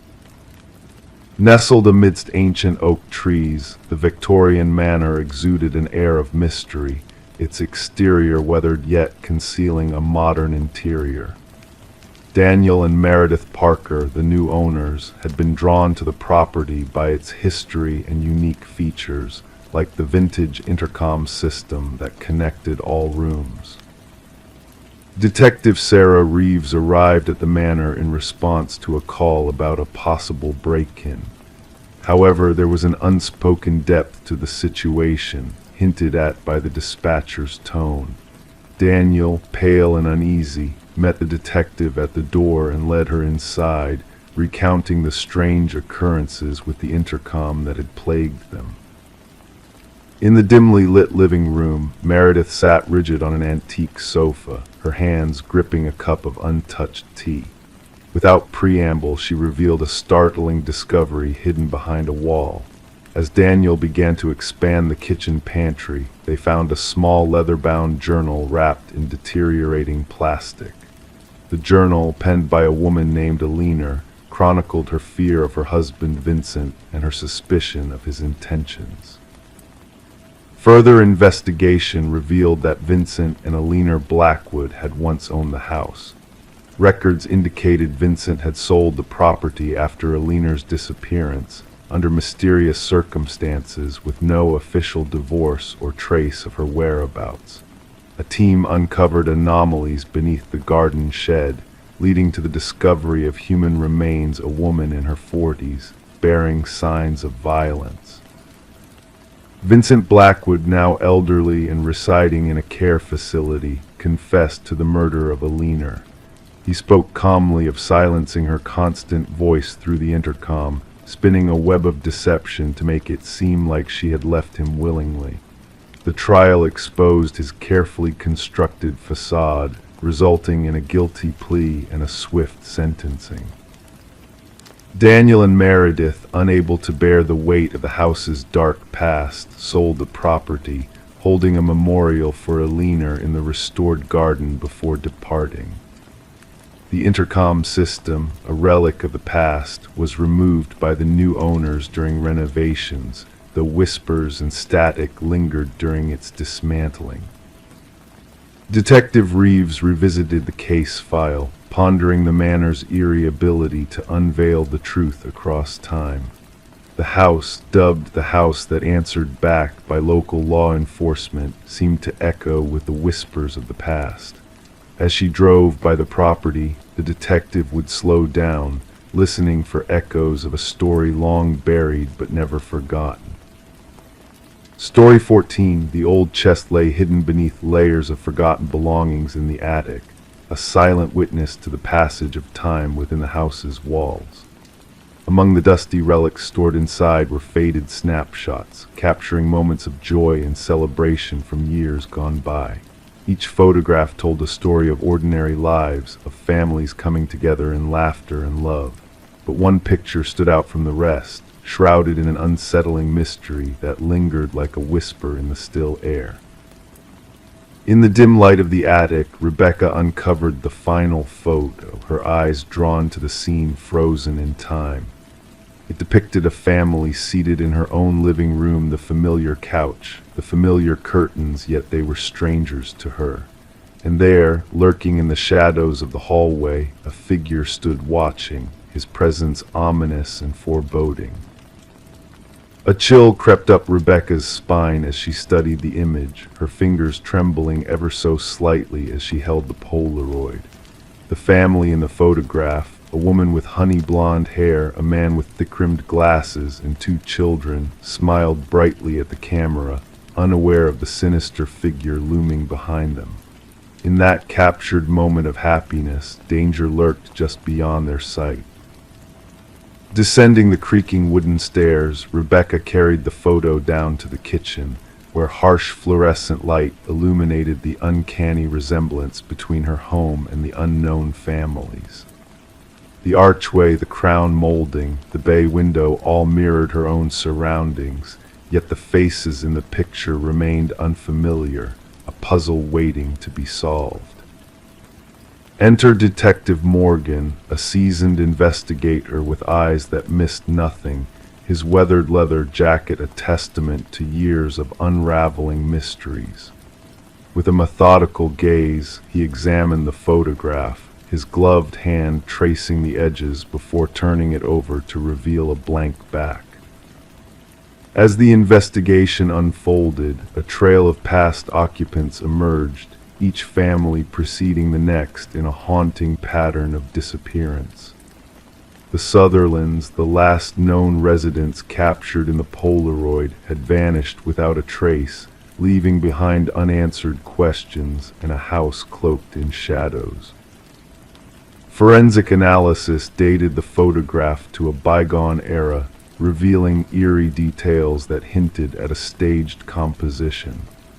The figure in the hallway remained a spectral enigma, his presence a silent specter haunting the house's history. Delving deeper into the past, Detective Morgan uncovered a dark legacy tied to the house's origins. The mysterious architect, Samuel Whitfield, whose unfinished tale was woven into the very foundation of the house, his presence lingering like a ghostly echo. Beneath the cold concrete of the basement, a grim discovery awaited the missing families, preserved in an eternal slumber, their fates sealed within the depths of the earth. Among their belongings lay a camera, a sinister tool capturing the innocence of unknowing subjects, forever immortalized in a web of secrets. As Rebecca sought refuge under police protection, a chilling revelation surfaced: the existence of a hidden crawlspace in the attic, a clandestine chamber where the watcher had observed his unsuspecting prey. The journal found within spoke of a sinister purpose, a malevolent force fixated on those who dared to uncover the truth. In the dead of night, a phantom call pierced the silence, the mechanical click of a Polaroid camera signaling a presence unseen, a threat looming in the darkness. The investigation continued, the house standing as a silent sentinel to the horrors that lay buried within its walls. And so the mystery endured, a tale of lost souls and unseen watchers, of a house that held secrets darker than the night itself. Samuel Whitfield's legacy remained a haunting enigma, his whereabouts unknown, his sinister gaze forever etched in the shadows of time. As new families moved in, unaware of the lurking danger, the cycle repeated, a dark dance of deception and disappearance playing out in the hallowed halls of the house. And somewhere in the shadows, the watcher bided his time, his malevolent gaze fixed on those who dared to seek the truth. Story 15: The Mystery of the Whispering House. She desired to refresh the nursery before the little one's arrival. The walls wore a faded blue, holding silent tales within their worn layers. As she applied the initial coat of white paint, something emerged from beneath the faint outline of letters, gradually sharpening into legibility, a message hidden beneath the surface. Don't let it hear you. Her breath hitched. Stepping back, she noticed something peculiar, tiny handprints in the fresh paint, too high for any child to reach. This discovery in the nursery of the Morgan residence marked the start of what investigators would later term the Whispering House case. The young couple had acquired the Victorian-style home just months prior for a suspiciously low price. The realtor had mentioned only minor cosmetic issues, omitting any mention of the property's ominous history. Detective Sarah Klein arrived, notebook in hand, and pressed the doorbell. A woman answered, her pregnant belly protruding beneath paint-splattered overalls. Dark circles framed her eyes, evidence of sleepless nights. The detective observed the woman's trembling hands as she recounted finding the hidden message and handprints. The previous owners vanished suddenly, the woman disclosed. Neighbors said they departed in the dead of night, no moving truck, just essentials packed in their car. Walking through the historic home, Detective Klein's steps echoed on aged floorboards. In the nursery, she scrutinized the partially painted wall. The message lingered where the paint job had been abruptly halted. Beside it, 5 small handprints imprinted in the wet paint at an adult's shoulder height. Back at the precinct, Detective Klein delved into the property records.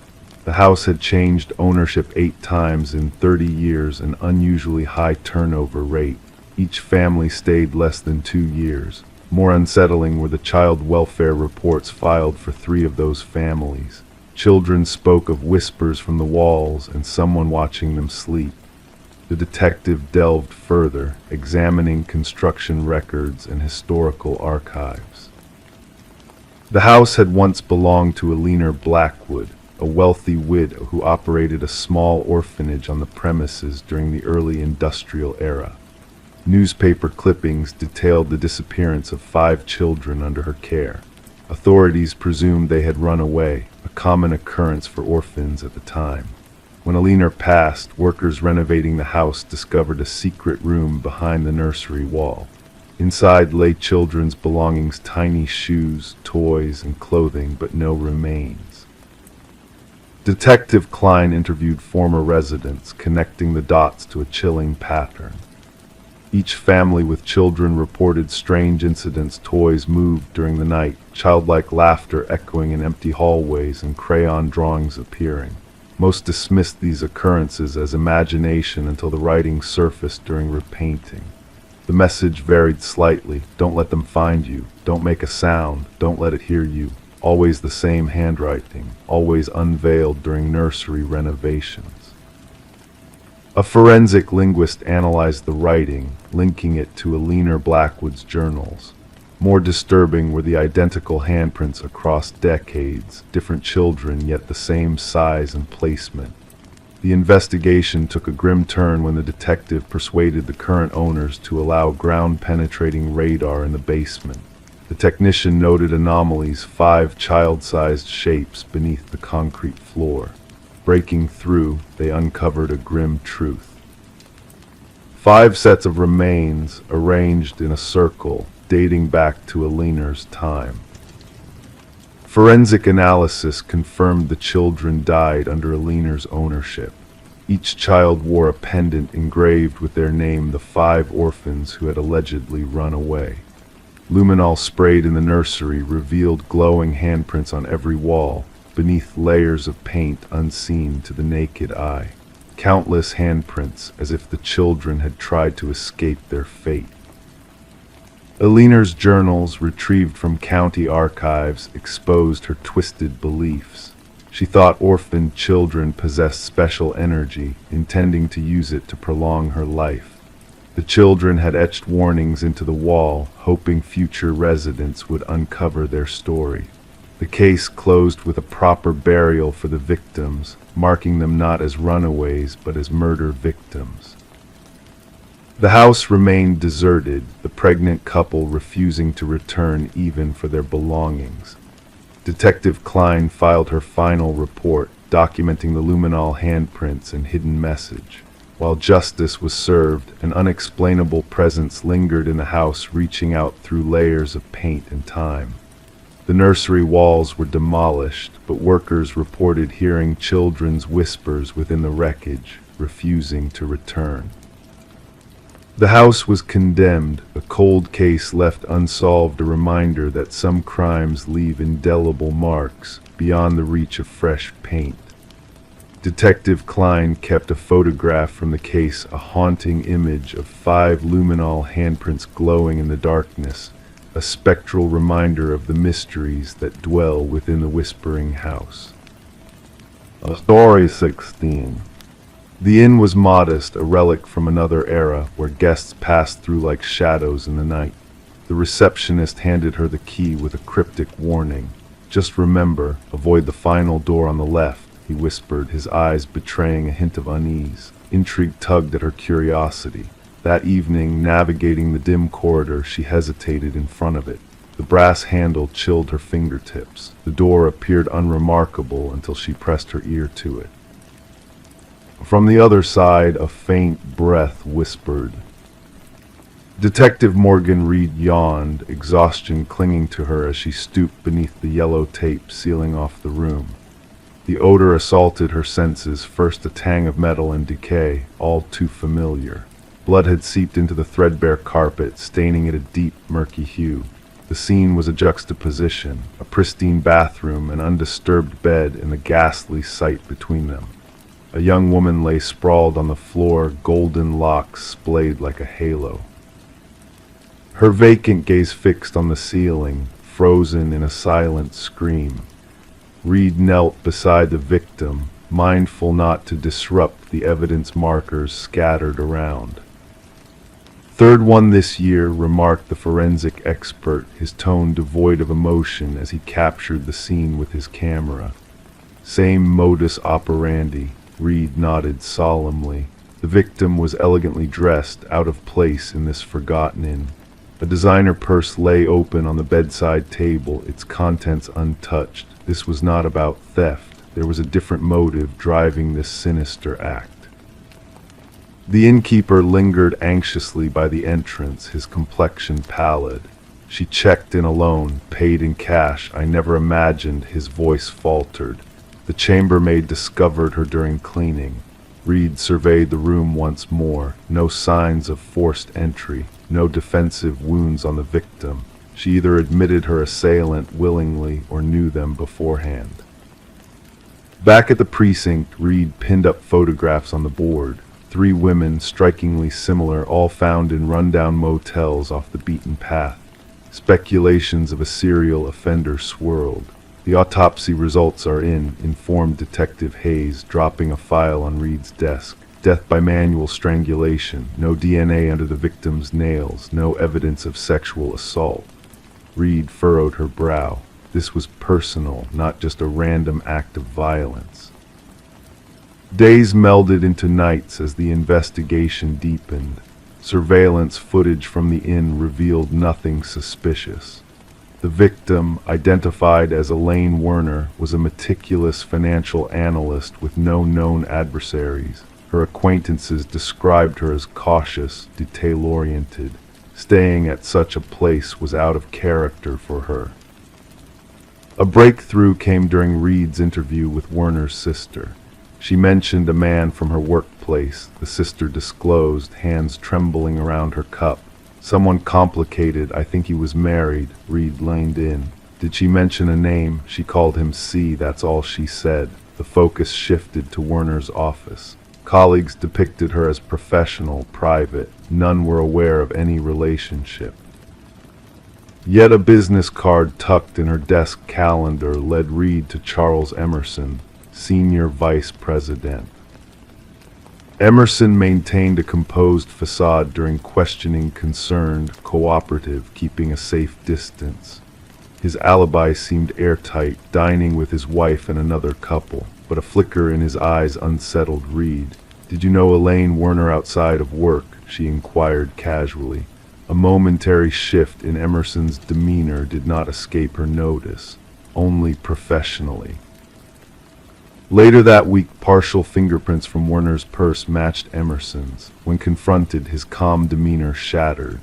"We were involved," he admitted, "but it was over. She threatened to expose me to my wife." "Was that enough to end her life?" Reed pressed. Emerson's gaze hardened. "I never set foot in that inn. However, records revealed otherwise. A credit card transaction for the adjacent room paid with a corporate card tied to Emerson's company. A search of that room unveiled a concealed camera in the shared wall vent, evidence mounted against him. Fibers from Emerson's suit matched those on Werner's body. His DNA was present on a water glass in her room. Further scrutiny of his home computer exposed recordings of the previous victims. The pattern emerged. Emerson targeted women resembling his wife in her youth. He lured them to specific inns, always selecting the room next to the final door on the left, equipped with surveillance gear. After recording their encounters, he returned to erase the evidence, the women themselves. In the interrogation chamber, Emerson's facade finally crumbled. "They threatened everything," he muttered. "My reputation, my marriage, my life." The trial was swift but riveting. 3 families witnessed justice unfold in the sterile courtroom. Emerson displayed no remorse, maintaining the stoic mask that had served him in the corporate realm. The judge sentenced him to life imprisonment without parole. As he was escorted away, Reed caught his gaze. For an instant, she glimpsed not humanity, but its absence, a void where empathy should dwell. Dubbed the last door on the left case, psychologists delved into Emerson's psyche. Enthusiasts dissected every detail, but for Reed the case never truly concluded. Sometimes, wandering down in corridors, she found herself counting doors, pondering the enigmas that might lurk behind them. In the evidence vault, 3 identical keys are sealed away, reminders that some portals, once unlocked, can never be sealed shut.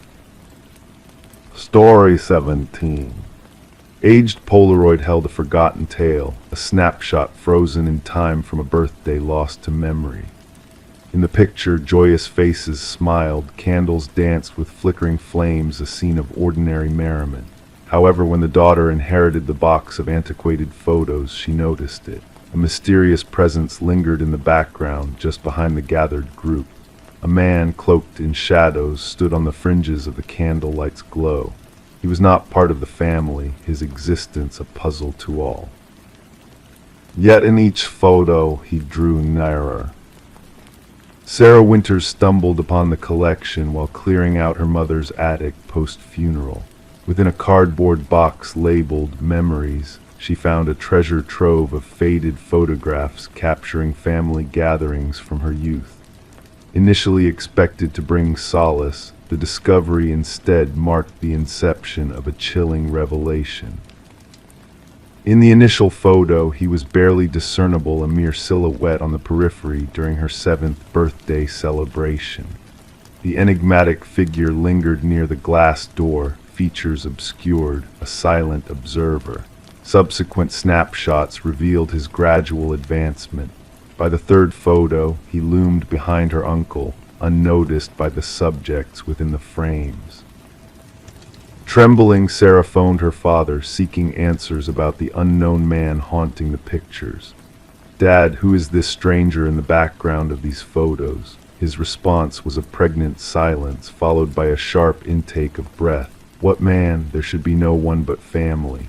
Digital copies of the Polaroids were swiftly dispatched to her father, prompting an immediate call back.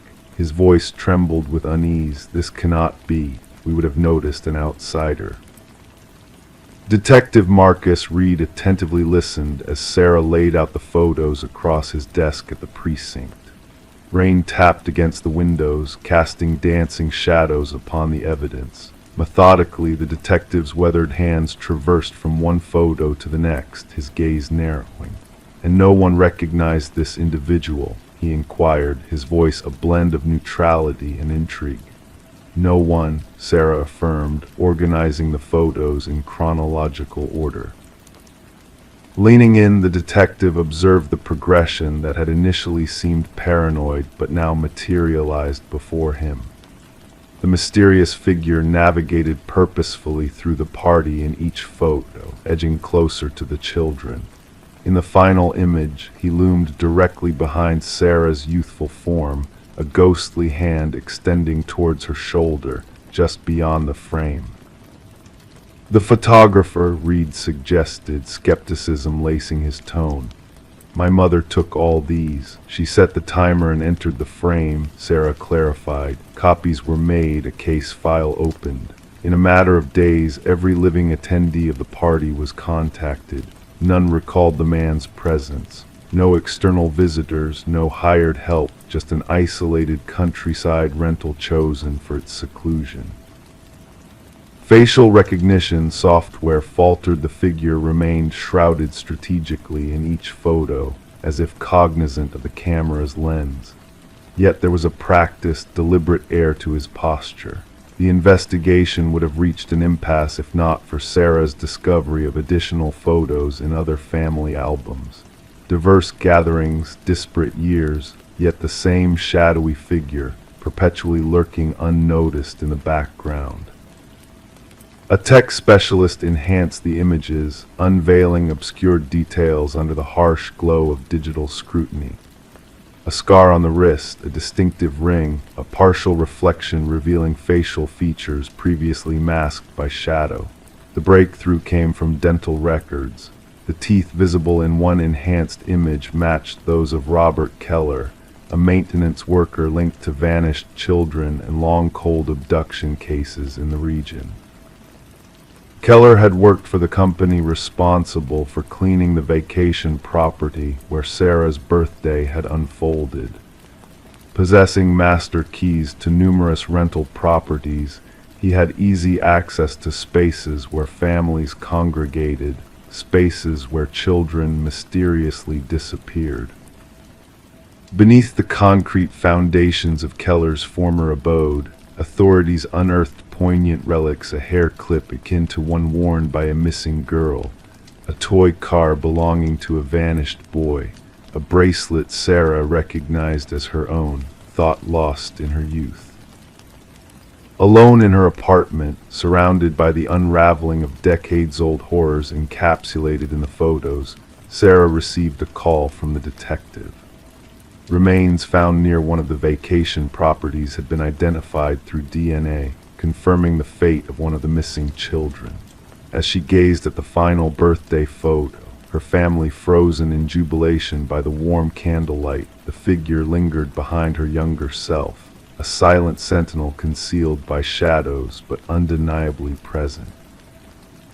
The revelation intertwined unsolved mysteries across generations.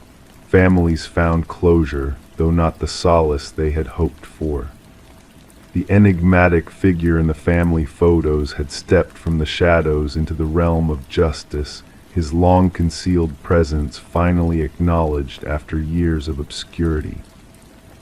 Sarah collected the photos, returning them to the box as evidence, a testament to the unseen threats captured on film, transient specters weaving through celebrations unnoticed, leaving naught but a whisper of their passage through time's frozen tableau. Story 18. The town whispered in hushed tones about the house nestled at the timber's edge, where the trees stood sentinel and the shadows danced with secrets. It loomed solitary, its windows veiled in darkness, its weary porch bearing the weight of forgotten years. No one laid claim to its ownership. No memory lingered of the hands that first shaped it. Yet when a band of wanderers strayed too near, they beheld a peculiar sight, names etched into the wooden walls, carved deep like cryptic omens. And at the base of the list, fresh and untouched, a name unknown to all but one among them. A shiver passed through the group as one voice quivered, "That name is mine." In the dead of night, a call pierced the silence, the dispatcher logging it as a routine trespassing incident.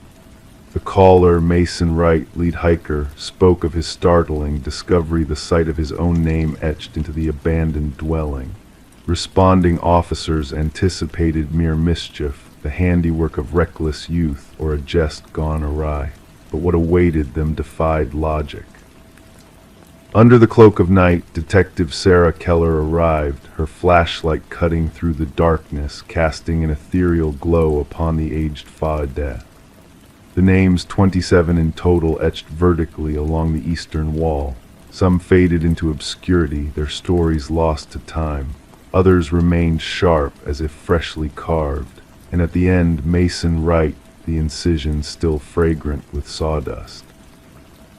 "I've never set foot here before," Mason professed, his words mingling with the frosty air. "How could my name be known to this place?" The inquiry commenced with investigations into each name inscribed. The findings sent a chill through the detective team. Each name belonged to a soul vanished over the span of 4 decades, lost to the wilderness. Some cases had grown cold, while others remained open, all united by a sinister thread. The individuals had disappeared while trekking alone. Forensic experts meticulously cataloged each carving, noting the depths, the techniques, the aging imprints. The eldest name, Rebecca Hansen, tied to a missing persons dossier from 37 years past, a tale of a young woman swallowed by the forest, never to return. Detective Keller delved deep into Mason's narrative. His account remained unwavering, devoid of ties to the area beyond that fateful hike with his college companions, a venture chosen at random, spurred by an online suggestion. No link surfaced between him and the other names adorning the eerie abode. Attention shifted to Mason's comrades. Emily Chen, the group's photographer, presented snapshots from their journey. Upon scrutiny, analysts unearthed a disquieting presence, a blurred figure looming in the backdrop of 3 images. A spectral form, tall and slender, veiled by the foliage. "We encountered no one else along the trail," Emily attested. "We would have remembered." Detective Keller sanctioned a search of the house's interior. Within the desolate walls, a grim tableau awaited the possessions of the missing hikers, meticulously arranged on wooden shelves in the basement. Watches, backpacks, cameras, wallets, each bearing a name corresponding to those outside. Technicians meticulously documented the trove, unveiling bloodstains beneath UV light, a macabre testament to efforts to erase the past. Despite the absence of bodies beneath the dwelling, cadaver dogs signaled fervently at the forest's edge, where the trees held silent vigil. As the probe escalated, Mason's demeanor grew erratic. Whispers haunted his nights, phantom footprints trailed to his doorstep, unseen eyes stalked from the shadows. Protective custody was assigned, yet paranoia gripped him, tightening its tendrils. A breakthrough emerged as forgotten records surfaced from county archives, unearthing the house's elusive owner, Victor Blackwood, a recluse of the woods. Rarely seen, described as a towering, gaunt figure who shunned society. 15 years gone without a trace, his vanishing a mystery unsolved. Armed with a warrant, Detective Keller delved deeper into the forest's heart. The search party unearthed a network of crude blinds scattered along favored paths, each a sinister vantage point. Within one lay a journal, a chronicle of observations of prey, of patterns, of a hunter's meticulous craft. The entries darkened with time, progressing from beasts to humans, detailing the stalking of each victim on the wall, the methodical selection of souls. A manhunt ensued, spanning jurisdictions, as helicopters scoured the canopy with thermal eyes. Tactical teams combed every crevice, yet the elusive figure of Victor Blackwood remained a phantom. Mason's whereabouts grew unknown, his apartment deserted, a chilling message etched upon his wall. Weeks passed in futile pursuit until a grisly revelation unfolded within Blackwood's house, a hidden workshop, tools gleaming, a fresh carving awaiting its place among the names. A name familiar to Detective Keller, the lead technician, vanished without a trace, his fate entwined with the dwelling's malevolent legacy. Surveillance cloaked the house, vigilant eyes watching, waiting. 3 nights on, sensors stirred, capturing the approach of a spectral form, tall, sinewy, a specter of the forest.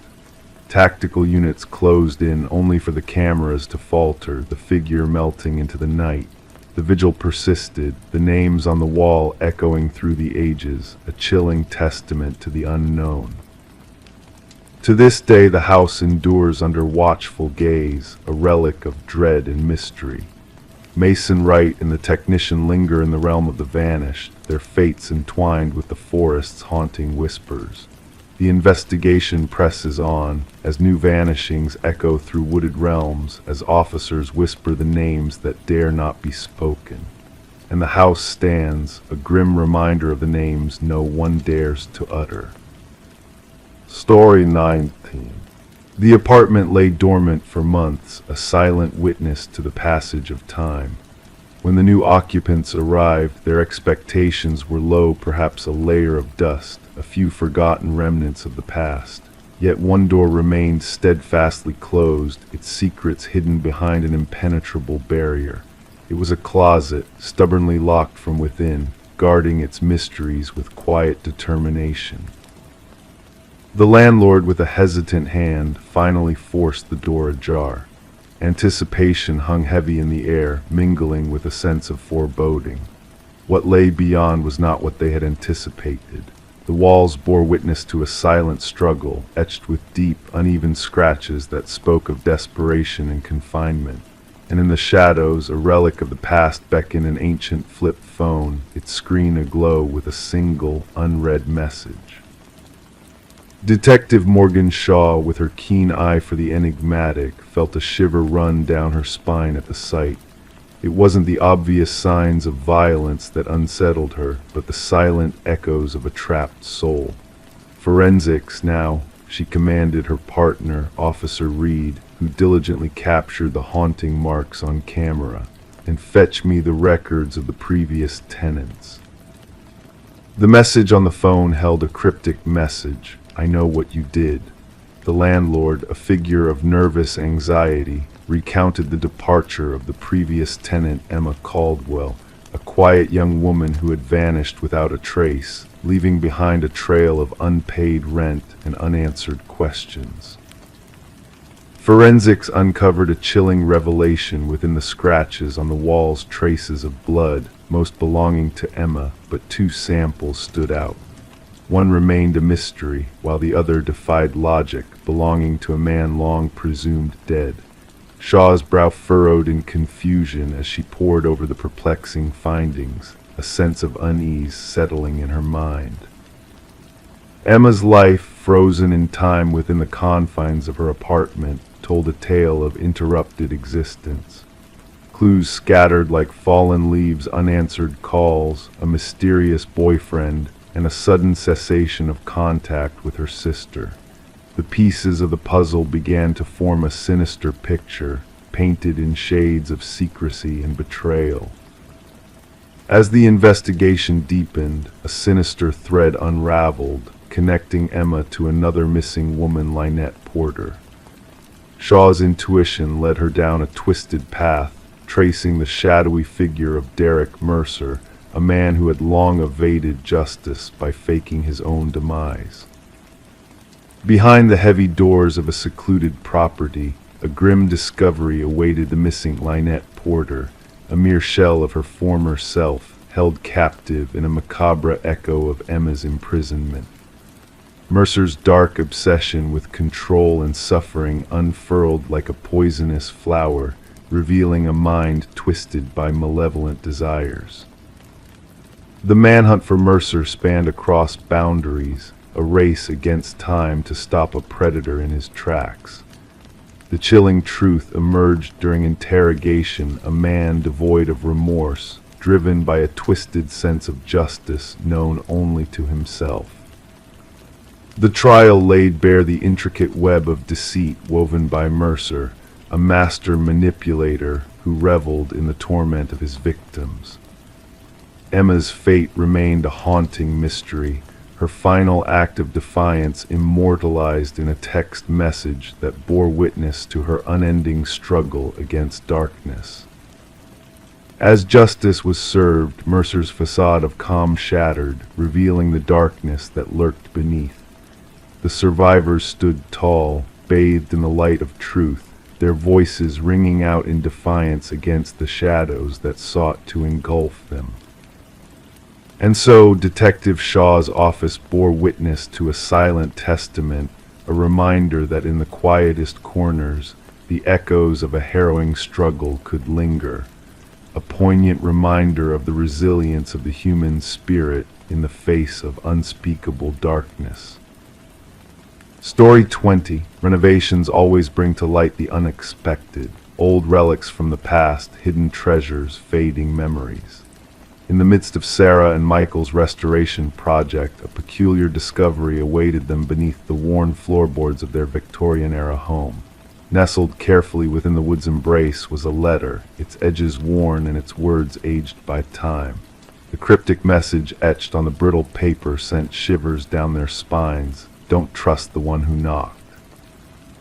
Before they could decipher its meaning, the eerie echo of 3 sharp raps reverberated through the silent house, unnerving the couple to their core. The allure of the old house had drawn them in an estate auction lined with intricate details and a rich past. Little did they know that their endeavor to breathe new life into the aged walls would unearth a haunting secret. Detective Alina Reed, with her seasoned partner, arrived to investigate the unsettling revelation. The exposed floorboards revealed a hidden chamber below, where the note lay waiting to reveal its secrets.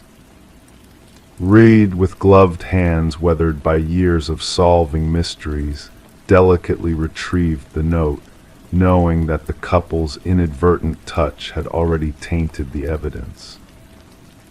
As the investigation unfolded, it became clear that Sarah and Michael were merely unwitting players in a tale woven long before their time. The house, once owned by the enigmatic Hargrove family, harbored a past steeped in mystery. Margaret Hargrove, the last resident, had lived a solitary life until her passing, leaving behind a legacy of unanswered questions. Despite the lack of overt suspicion surrounding her death, a sense of unease lingered in the air. Forensic analysis of the note hinted at a past filled with fear and urgency, leading Reed down a path of unraveling the tangled web of the Hargroves' history. Franklin, Margaret's late husband, a respected teacher turned recluse, held a dark secret intertwined with the ominous warning from the past. Through interviews and meticulous research, Reed uncovered the truth buried beneath the surface. Margaret's sister, in a fleeting moment of lucidity, whispered of a debt owed to a mysterious figure known as the Collector. Franklin's descent into paranoia, fueled by gambling debts and looming threats, painted a grim picture of their final days together. The truth, hidden beneath layers of deceit and fear, slowly came to light as the investigation deepened.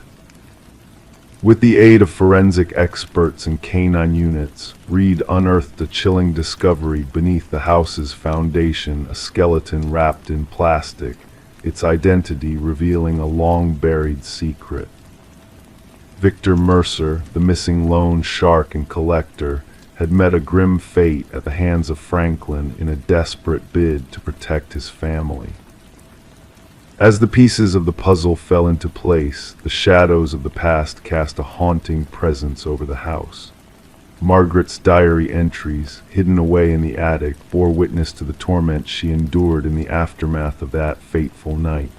The echoes of the past, manifested in the phantom knocks that plagued her, resonated through the empty halls, a reminder of the price paid for keeping a deadly secret. The case, finally closed after years of speculation and uncertainty, brought a semblance of closure to the lingering mystery. Justice, though belated, had been served. Sarah and Michael, unable to bear the weight of the house's dark history, bid farewell to its haunted halls, leaving behind whispers of the past that refused to fade. The vacant house stood as a silent sentinel, its walls echoing with the unanswered questions of those who had once called it home. Rumors swirled among the locals, tales of spectral knocks in the dead of night, a ghostly reminder of the secrets buried within its walls. The chilling message of the note, preserved in evidence storage, served as a cautionary tale: don't trust the one who knocked. Detective Reed, in her final report, mused on the enigmatic nature of unsolved mysteries, acknowledging that some truths may forever elude our grasp.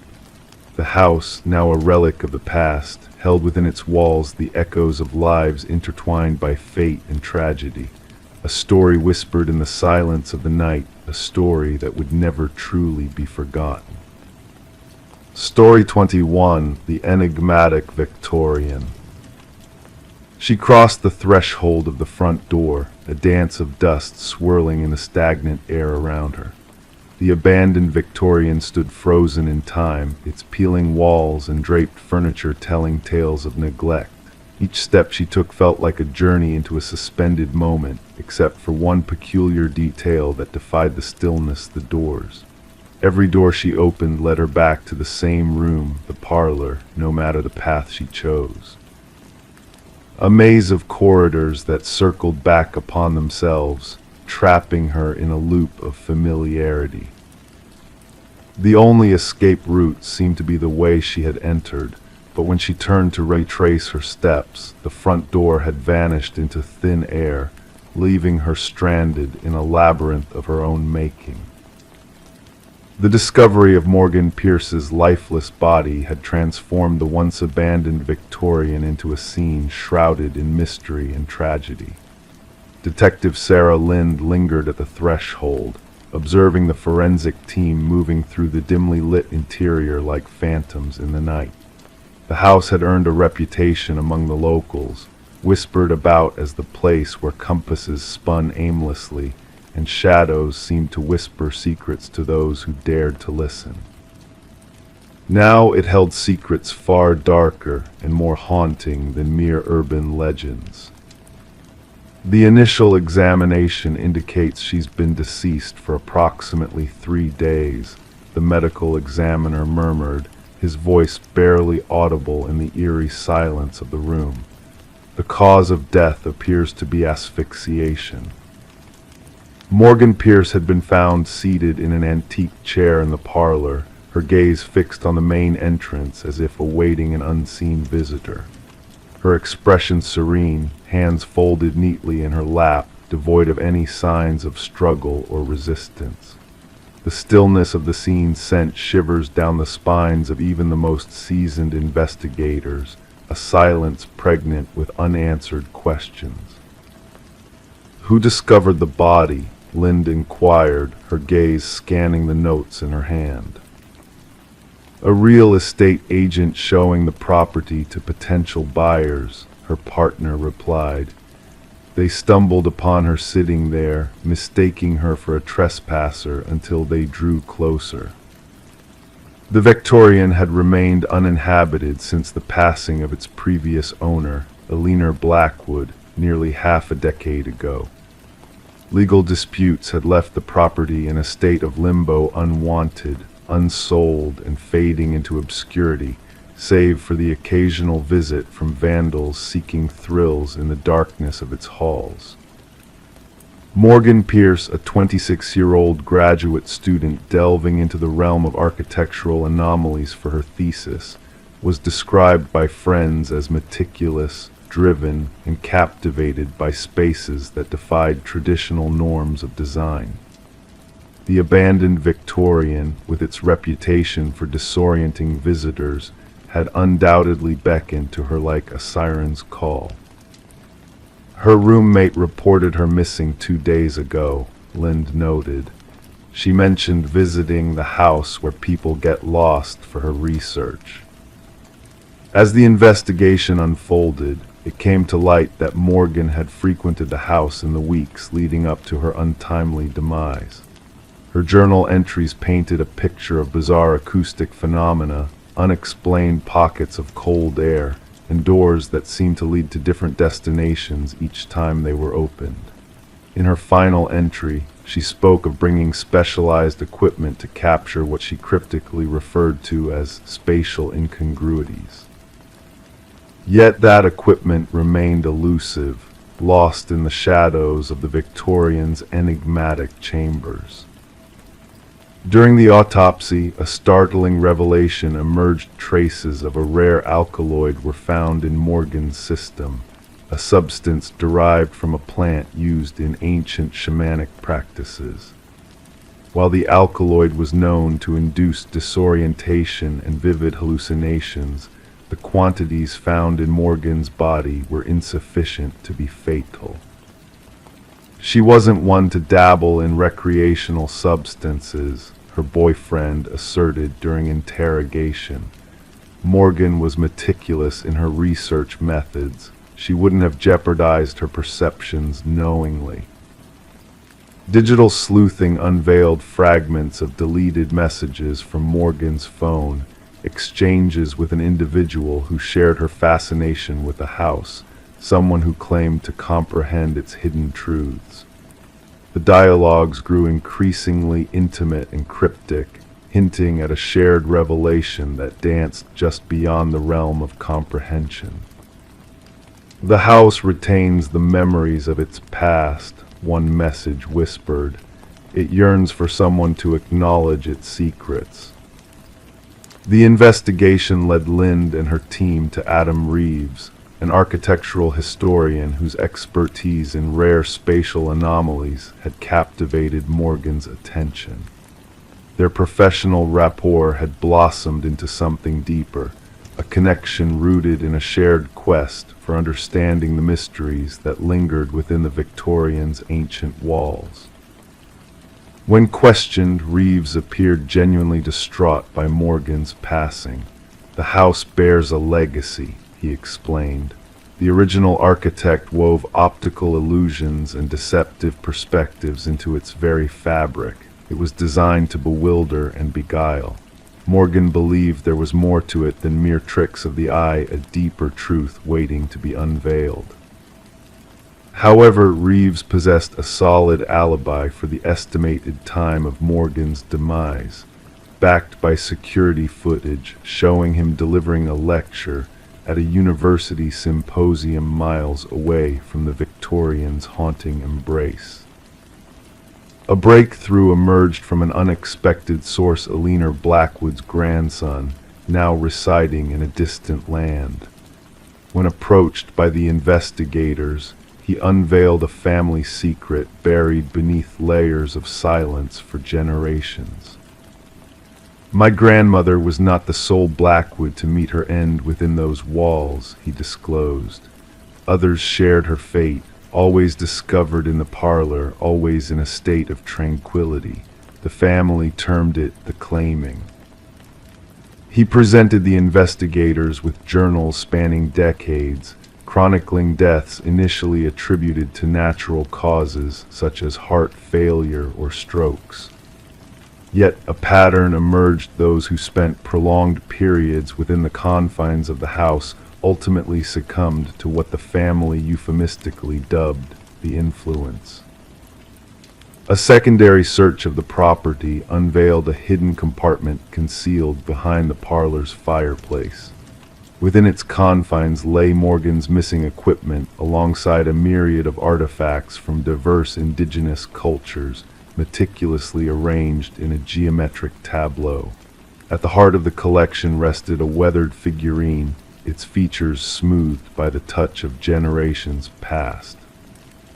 Analysis identified the effigy as a representation of a deity associated with liminal spaces, the thresholds between worlds.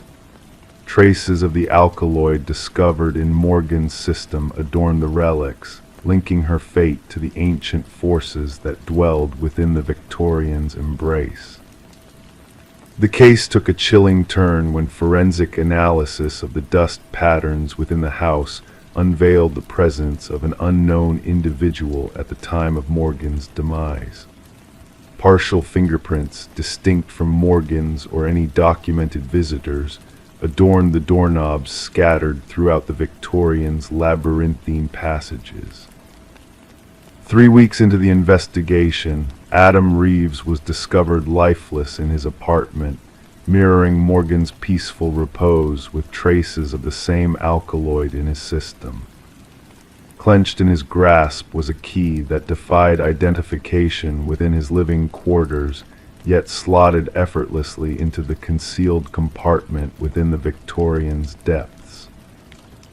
In his final correspondence, a missive directed to himself as a testament to the truth, Reeves inscribed, "The house does not ensnare you physically, it ensnares your perception." Morgan was correct, the doors led where they have always led, yet a deceptive force convinces you that you are traversing in circles. Once you grasp the verity, you can depart at any moment. Alas, by then, the desire to leave has waned. The investigation lingered in a liminal state, designated as suspicious deaths under ongoing scrutiny. The Victorian was officially condemned, its entry barred by the authorities, yet whispers persisted of spectral lights flickering within its confines on certain moonlit nights, and of guests who ventured in but never emerged. Some locals whispered that the house claimed those who delved too deeply into its enigmas. Others harbored the belief that Morgan and Reeves had unearthed a force ancient and potent, one existing within the interstices of conventional reality. The veracity of these tales remained as elusive as an escape route in a house where every door led back to the beginning, a cyclical dance of shadows and secrets that echoed through the corridors of time. Story 22. In the heart of the city stood a quaint coffee shop, a place of quiet routine and hidden mysteries. For years, a man frequented this establishment, his presence as constant as the rising sun. He would occupy the same table, order the same black coffee without sugar, and immerse himself in a world of solitude, his name a whispered enigma upon his departure. The barista recognized his face, a silent acknowledgement passing between them with each visit. But to others he remained a stranger, a ghostly figure in the bustling cafe. Then one fateful day he broke his pattern. The man did not grace the coffee shop with his presence, leaving behind a solitary wallet as the only trace of his existence. Detective Sarah Mercer delved into the mystery, her curiosity piqued by the absence of a name to match the face. The wallet revealed a driver's license bearing a photo, yet the space for a name and address lay hauntingly blank, a void where identity should have resided. Security footage unveiled the unimaginable, a man known only as John Doe entering the shop, taking his usual seat, and vanishing into the ether without a trace. As Detective Mercer studied the footage, a sense of unease crept over her. The man, ordinary in appearance, had left no clue to his whereabouts. Each frame of the video held a silent secret, a puzzle waiting to be unraveled. The tech specialist replayed the scenes, each viewing deepening the enigma surrounding John Doe's disappearance. The missing man's belongings painted a cryptic picture, the blank spaces of his identity mirrored in the empty fields of his possessions. His credit cards led to nowhere, his cash organized with precision, a receipt marking his last known visit. Among these mundane items, a lone business card beckoned with a faded phone number, a silent invitation into the unknown. The barista, a silent observer to the man's routine, offered sparse details, a soft-spoken figure, a solitary patron lost in his thoughts. No connections, no conversations, just a man and his notebook, a world of coded symbols and enigmatic sketches. The notebook, a treasure trove of mysteries, resisted decryption, its pages a labyrinth of untold secrets. As Mercer delved deeper, a pattern emerged, a subtle flicker in the security footage each morning, a momentary disruption in the fabric of time. The detective returned to the coffee shop, drawn to the enigmatic mirror that hung between realms, its ornate frame a gateway to the unknown. The mirror's distorted reflection whispered of hidden truths, its surface warm to the touch, a portal to another reality. Behind the mirror's facade, a hidden chamber revealed itself, a secret sanctuary of forgotten identities and lost time. Wallets stacked in eerie uniformity, each bearing the same photo of the elusive John Doe, driver's licenses devoid of names but brimming with possibilities. A journal chronicling decades of experimentation lay nestled among the artifacts, its final entry a chilling testament to a world beyond comprehension. The journal spoke of temporal anomalies, of windows between worlds, of a reality poised on the brink of convergence. Mercer's investigation unearthed a web of intrigue, a tapestry woven with threads of scientific ambition and existential dread. The man who didn't exist, the phantom of the coffee shop, stood at the nexus of a cosmic experiment gone awry. Amidst whispers of parallel realities and quantum mirrors, a former physicist emerged from the shadows, her words a beacon of understanding in a sea of uncertainty. Daniel Weston, the missing man, a brilliant mind lost to the ethers of time, his legacy a cautionary tale of boundaries crossed and destinies entwined. In the dim light of the coffee shop, Mercer confronted the echoes of a man lost to his own creation, a doppelganger watching from the shadows, a specter of what once was and what could never be again. The shattered mirror, a shattered gateway to the unknown, bore witness to the final act of a cosmic drama, its fragments a silent testament to the mysteries that lie beyond our grasp. The case of the man who didn't exist faded into legend, a tale whispered among the city's nocturnal dwellers, a riddle without a solution. The coffee shop, a sanctuary of secrets, closed its doors, its walls holding memories of a man lost to time. Detective Mercer, haunted by the enigma she could not solve, retreated into the shadows, her own reflection a reminder of a world where reality and illusion danced as one.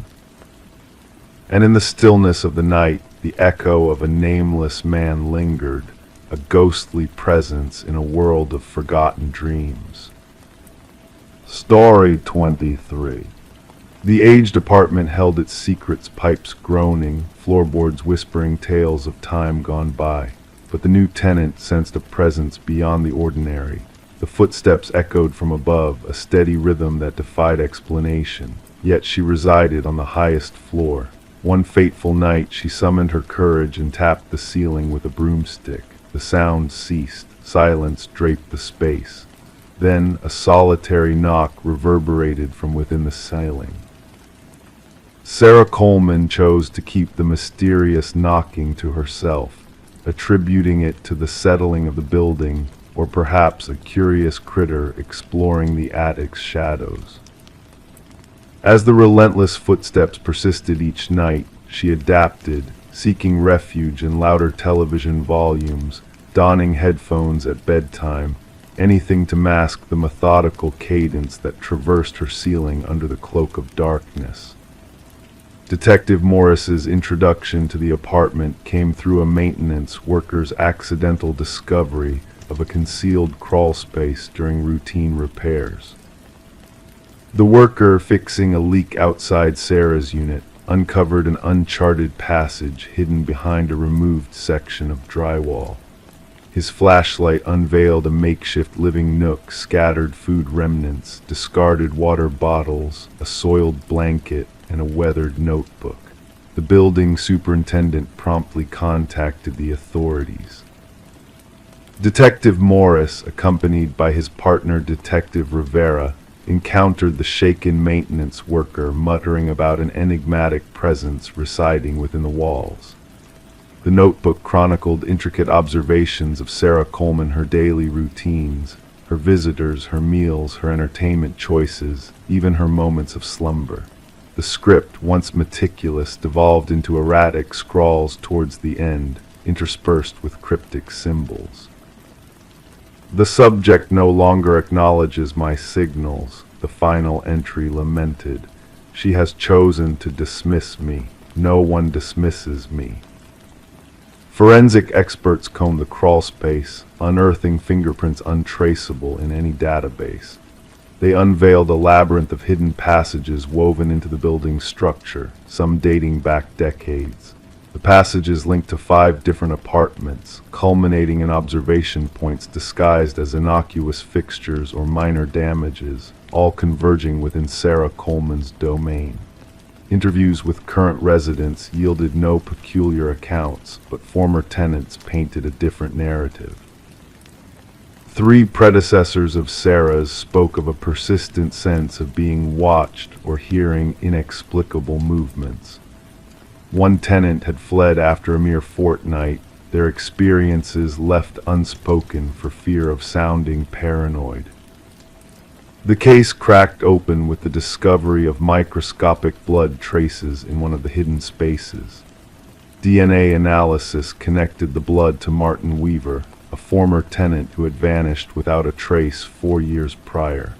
Detective Morris revisited Martin's disappearance, unearthing accounts of disturbances above his apartment and a confrontation with Edward, a reclusive individual residing overhead.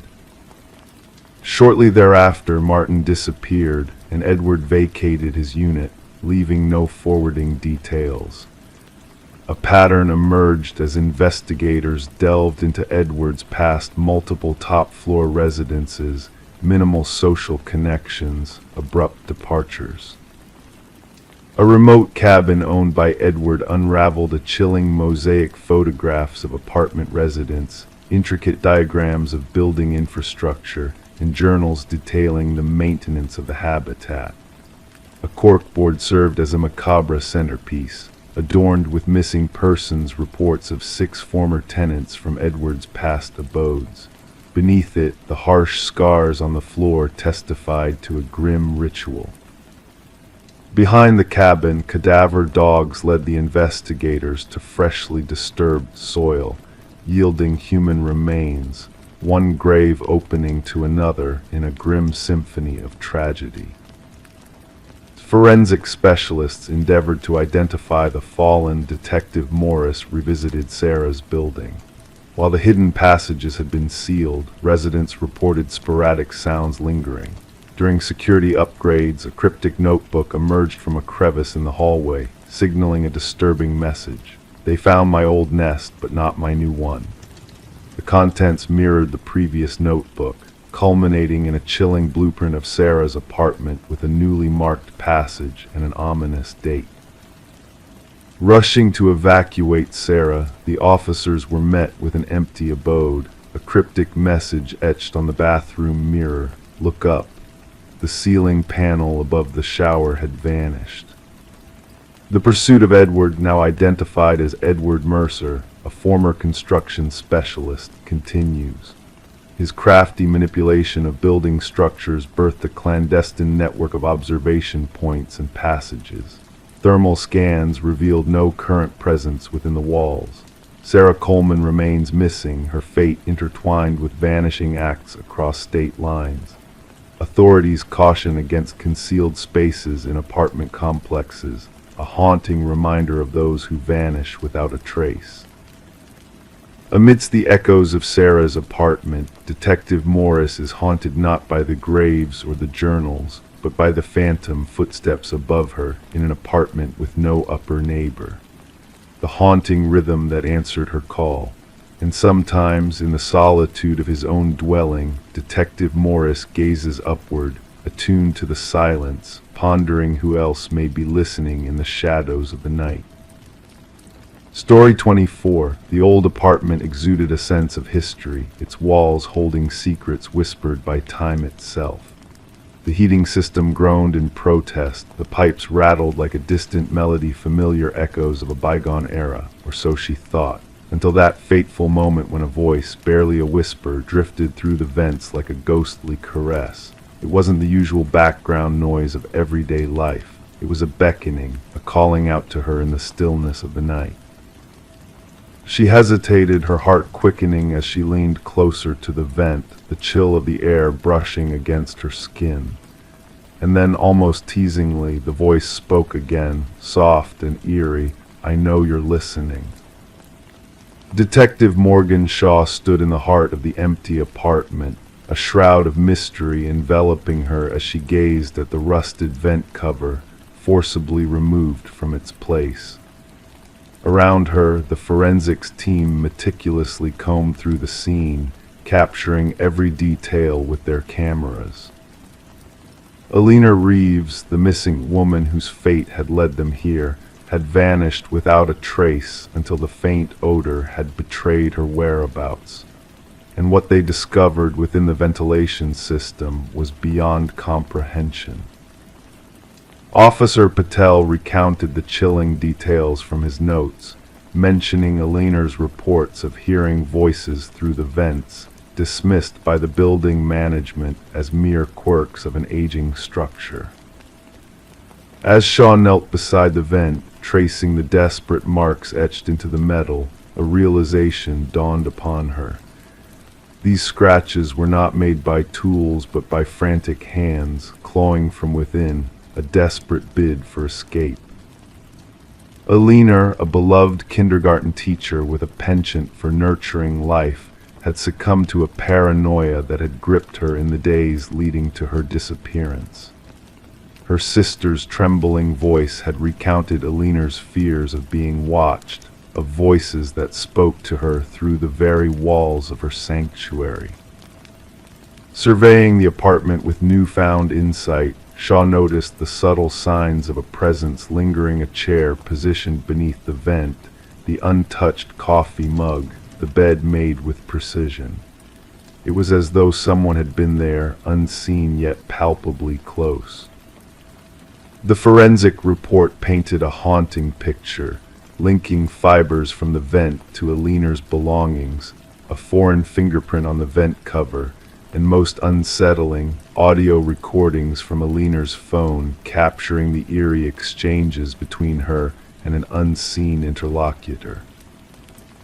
Diving deeper into the building's history, Shaw unearthed a pattern of tenants fleeing the premises, each haunted by inexplicable phenomena: noises in the walls, hallucinations of voices beckoning from the darkness.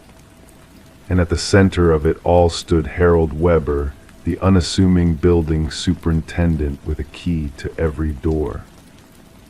In the interrogation room, Weber's facade of indifference cracked ever so slightly when questioned about the previous occupants of apartment 4. His evasive answers hinted at a truth he dared not reveal, a truth Shaw was determined to uncover. The investigation took a chilling turn when a hidden passage was discovered in Alina's bathroom, leading to a labyrinth of maintenance tunnels that snaked through the building like veins. Within this clandestine network lay evidence of a voyeur lurking within the walls, a phantom observer who had made a home amidst the shadows. Weber's meticulously organized files revealed a disturbing obsession with his victims, his digital archives cataloging their lives in intimate detail. His narrative of a shared connection with Alina, of a bond forged in whispered conversations, sent shivers down Shaw's spine. The final pieces of the puzzle fell into place when a storage unit linked to Weber unveiled a trove of mementos from past tenants, preserved like relics of a twisted shrine. It was a testament to his twisted fixation, a testament to the lengths he would go to in pursuit of his macabre desires. As Weber was led away in handcuffs, his serene smile sent a chill through the room, his parting words a haunting echo of a disturbed mind convinced of its own infamy. The trial that followed painted a portrait of a man consumed by his delusions, a man whose reality had merged with the very walls he inhabited. But justice prevailed, and Weber's conviction brought a semblance of closure to the horrors he had unleashed. Yet the building stood as a silent witness to it all, its walls holding memories that refused to fade. Residents came and went, fleeing the whispers that lingered in the vents, the shadows that danced in the corners. The old heating system groaned, the pipes rattled a symphony of secrets that whispered through the night, a lullaby of the forgotten souls that haunted its halls. And in the darkness, the echoes of a voice lingered, a reminder of the chilling legacy that dwelled within the walls. Story 25. The real estate listing made no mention of a basement. The blueprints held no clue to its existence. Yet, as the family peeled back the old carpet, they stumbled upon a hidden door. A door adorned with a heavy, rusted handle that took 3 of them to pry open. A rush of stale air greeted them, carrying the musty aroma of damp earth. Descending the steps into the darkness, they braced themselves for a storage space. But what they found was far from expected, a solitary chair beneath a swaying light bulb, casting eerie shadows across a row of photographs on the wall. Photographs of them.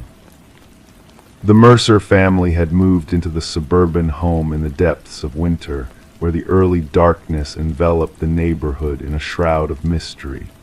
The aging 2-story structure, with its weathered siding and creaking floors, exuded a sense of character and history. Little did they know the depth of history hidden within its walls, poised to collide violently with their present. Detective Sarah Connors and her partner arrived at the property, the crime scene unit already at work securing the area with fluttering yellow tape. Mrs. Mercer's voice trembled over the phone as she recounted the chilling discovery beneath their living room floor. Connors wasted no time in instructing the team to document every detail before further exploration. Gloved hands expertly handled cameras as flashes illuminated the small basement, revealing a room with concrete walls painted in somber gray, a lone chair anchored to the floor, and a bare bulb casting haunting shadows. Yet it was the array of photographs that held them in thrall, images of the Mercer family in their most intimate moments, captured without their knowledge. The investigation uncovered a perplexing absence of forced entry or theft, leaving only a profound invasion of privacy in its wake. Forensic analysis revealed fingerprints belonging to previous homeowners, hinting at a disturbing pattern of transient residency. Delving deeper, Connors uncovered a trail of unsettling inconsistencies in the property's history, leading back to a contractor who vehemently denied the existence of the basement. A breakthrough came with the discovery of a hidden memory card containing hundreds of images, showcasing not only the Mercers but a succession of families who had resided in the house. Audio recordings, retrieved from a concealed box, further exposed the extent of the intrusion, with conversations from various rooms captured with chilling clarity. As the investigators unearthed a hidden monitoring station behind the wall of photographs, a portrait emerged of Edward Kelvin, the original builder, who had seemingly vanished without a trace. His meticulous journal chronicled the lives of each family with alarming precision, culminating in a chilling prophecy of the next family's arrival. Fingerprint evidence ultimately led to the startling revelation that Kelvin had never truly departed the house he constructed. Instead, he had woven himself into its very fabric, a ghostly observer of the families who unknowingly shared his dwelling. The manhunt culminated in Kelvin's discovery within the house's labyrinthine passages, his emaciated form a testament to years spent in seclusion. During interrogation, Kelvin spoke of the families as mere players in his private drama, his delusions painting them as willing participants in his voyeuristic narrative. The Mercer family, like those before them, fled the haunting abode, leaving behind their possessions as a grim reminder of the violation they endured. Kelvin's trial unveiled the extent of his surveillance network, a house designed not for comfort but as a stage for his twisted fantasies.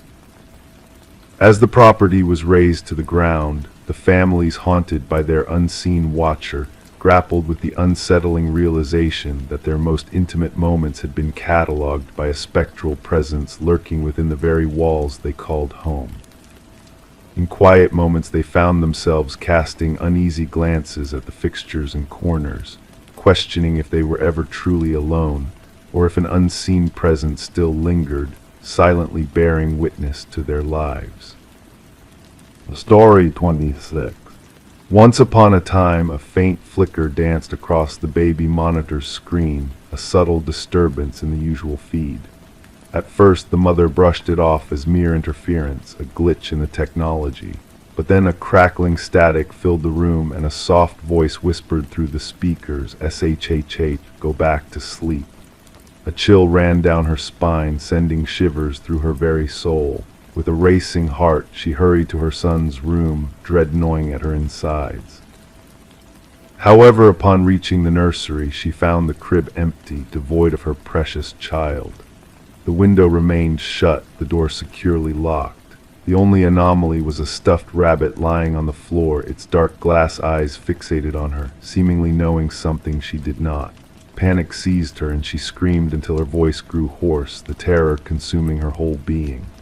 The neighbors, startled by her cries, summoned help, and soon the authorities arrived on the scene. They discovered the mother, Rebecca, clutching the stuffed rabbit tightly, her eyes hollow with fear, lost in a nightmare she couldn't escape.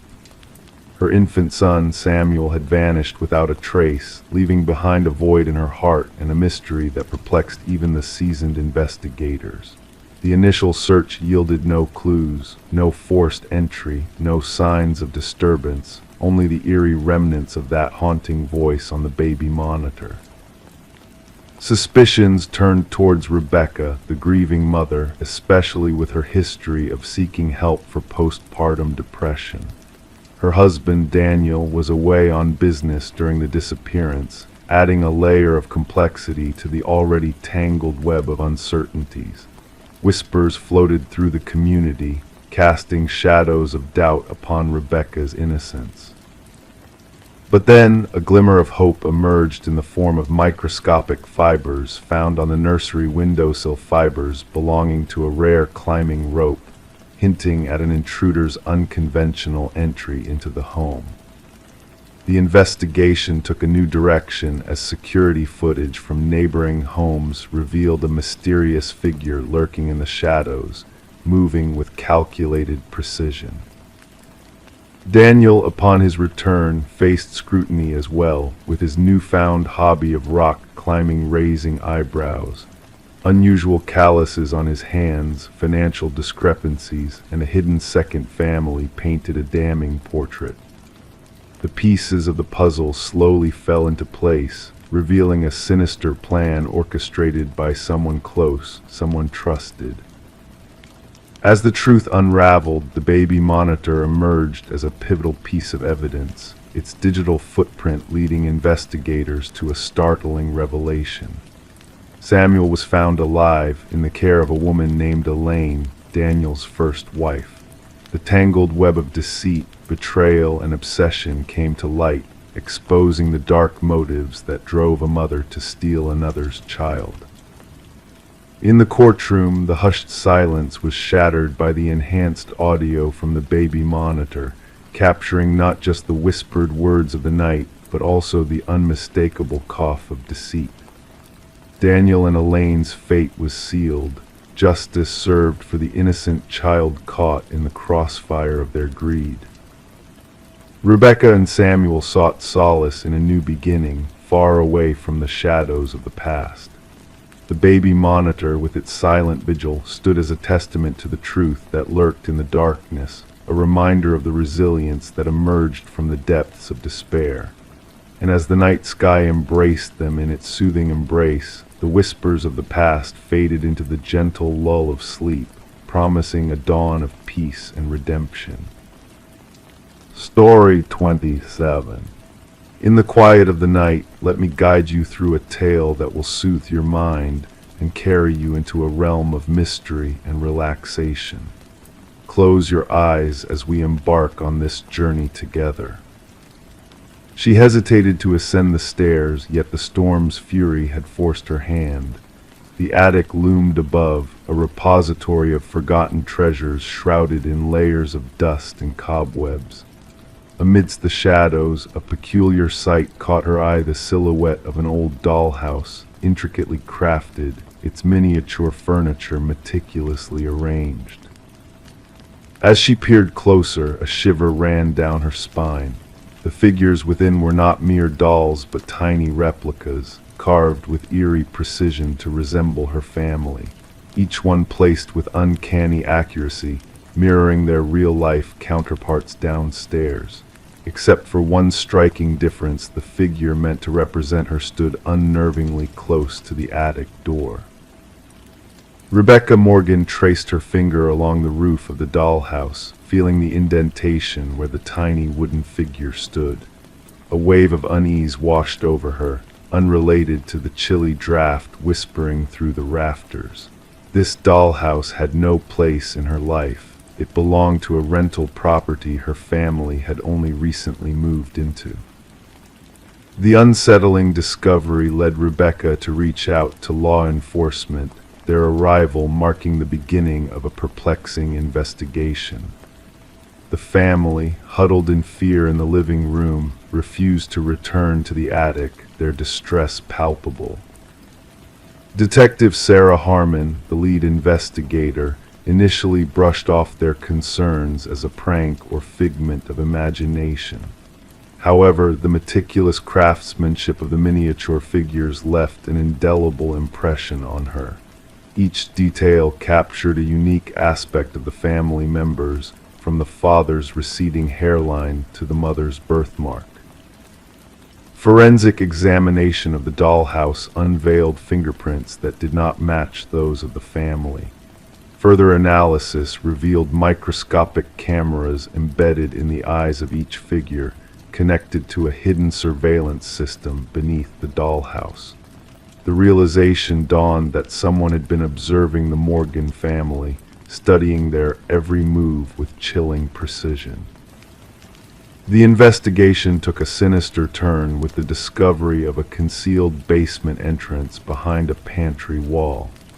Inside, evidence pointed to an intruder who had been living beneath the family's feet for weeks, undetected. Food wrappers, water bottles, and a sleeping bag hinted at a clandestine existence that raised more questions than answers.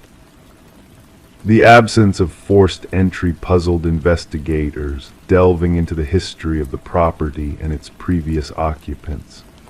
A trail of breadcrumbs led to a small apartment across town, belonging to Martin Wells, the son of the deceased former owners. His financial struggles had driven him to create a hidden living space in the house, unbeknownst to the new tenants. Martin's obsession with the dollhouse and its miniature figures was revealed through a trove of photographs and journals found in his apartment. His fixation on monitoring the lives of others stemmed from a deep-seated need for control, manifested in a disturbingly possessive delusion. During interrogation, Martin remained eerily composed, detailing his motivations with a detached calmness. His actions stemmed from a warped desire to assert dominance over those residing in what he considered his childhood home.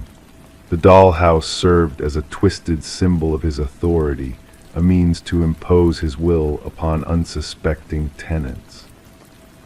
The psychological evaluation painted a portrait of a troubled mind grappling with loss and seeking solace in a macabre form of possession.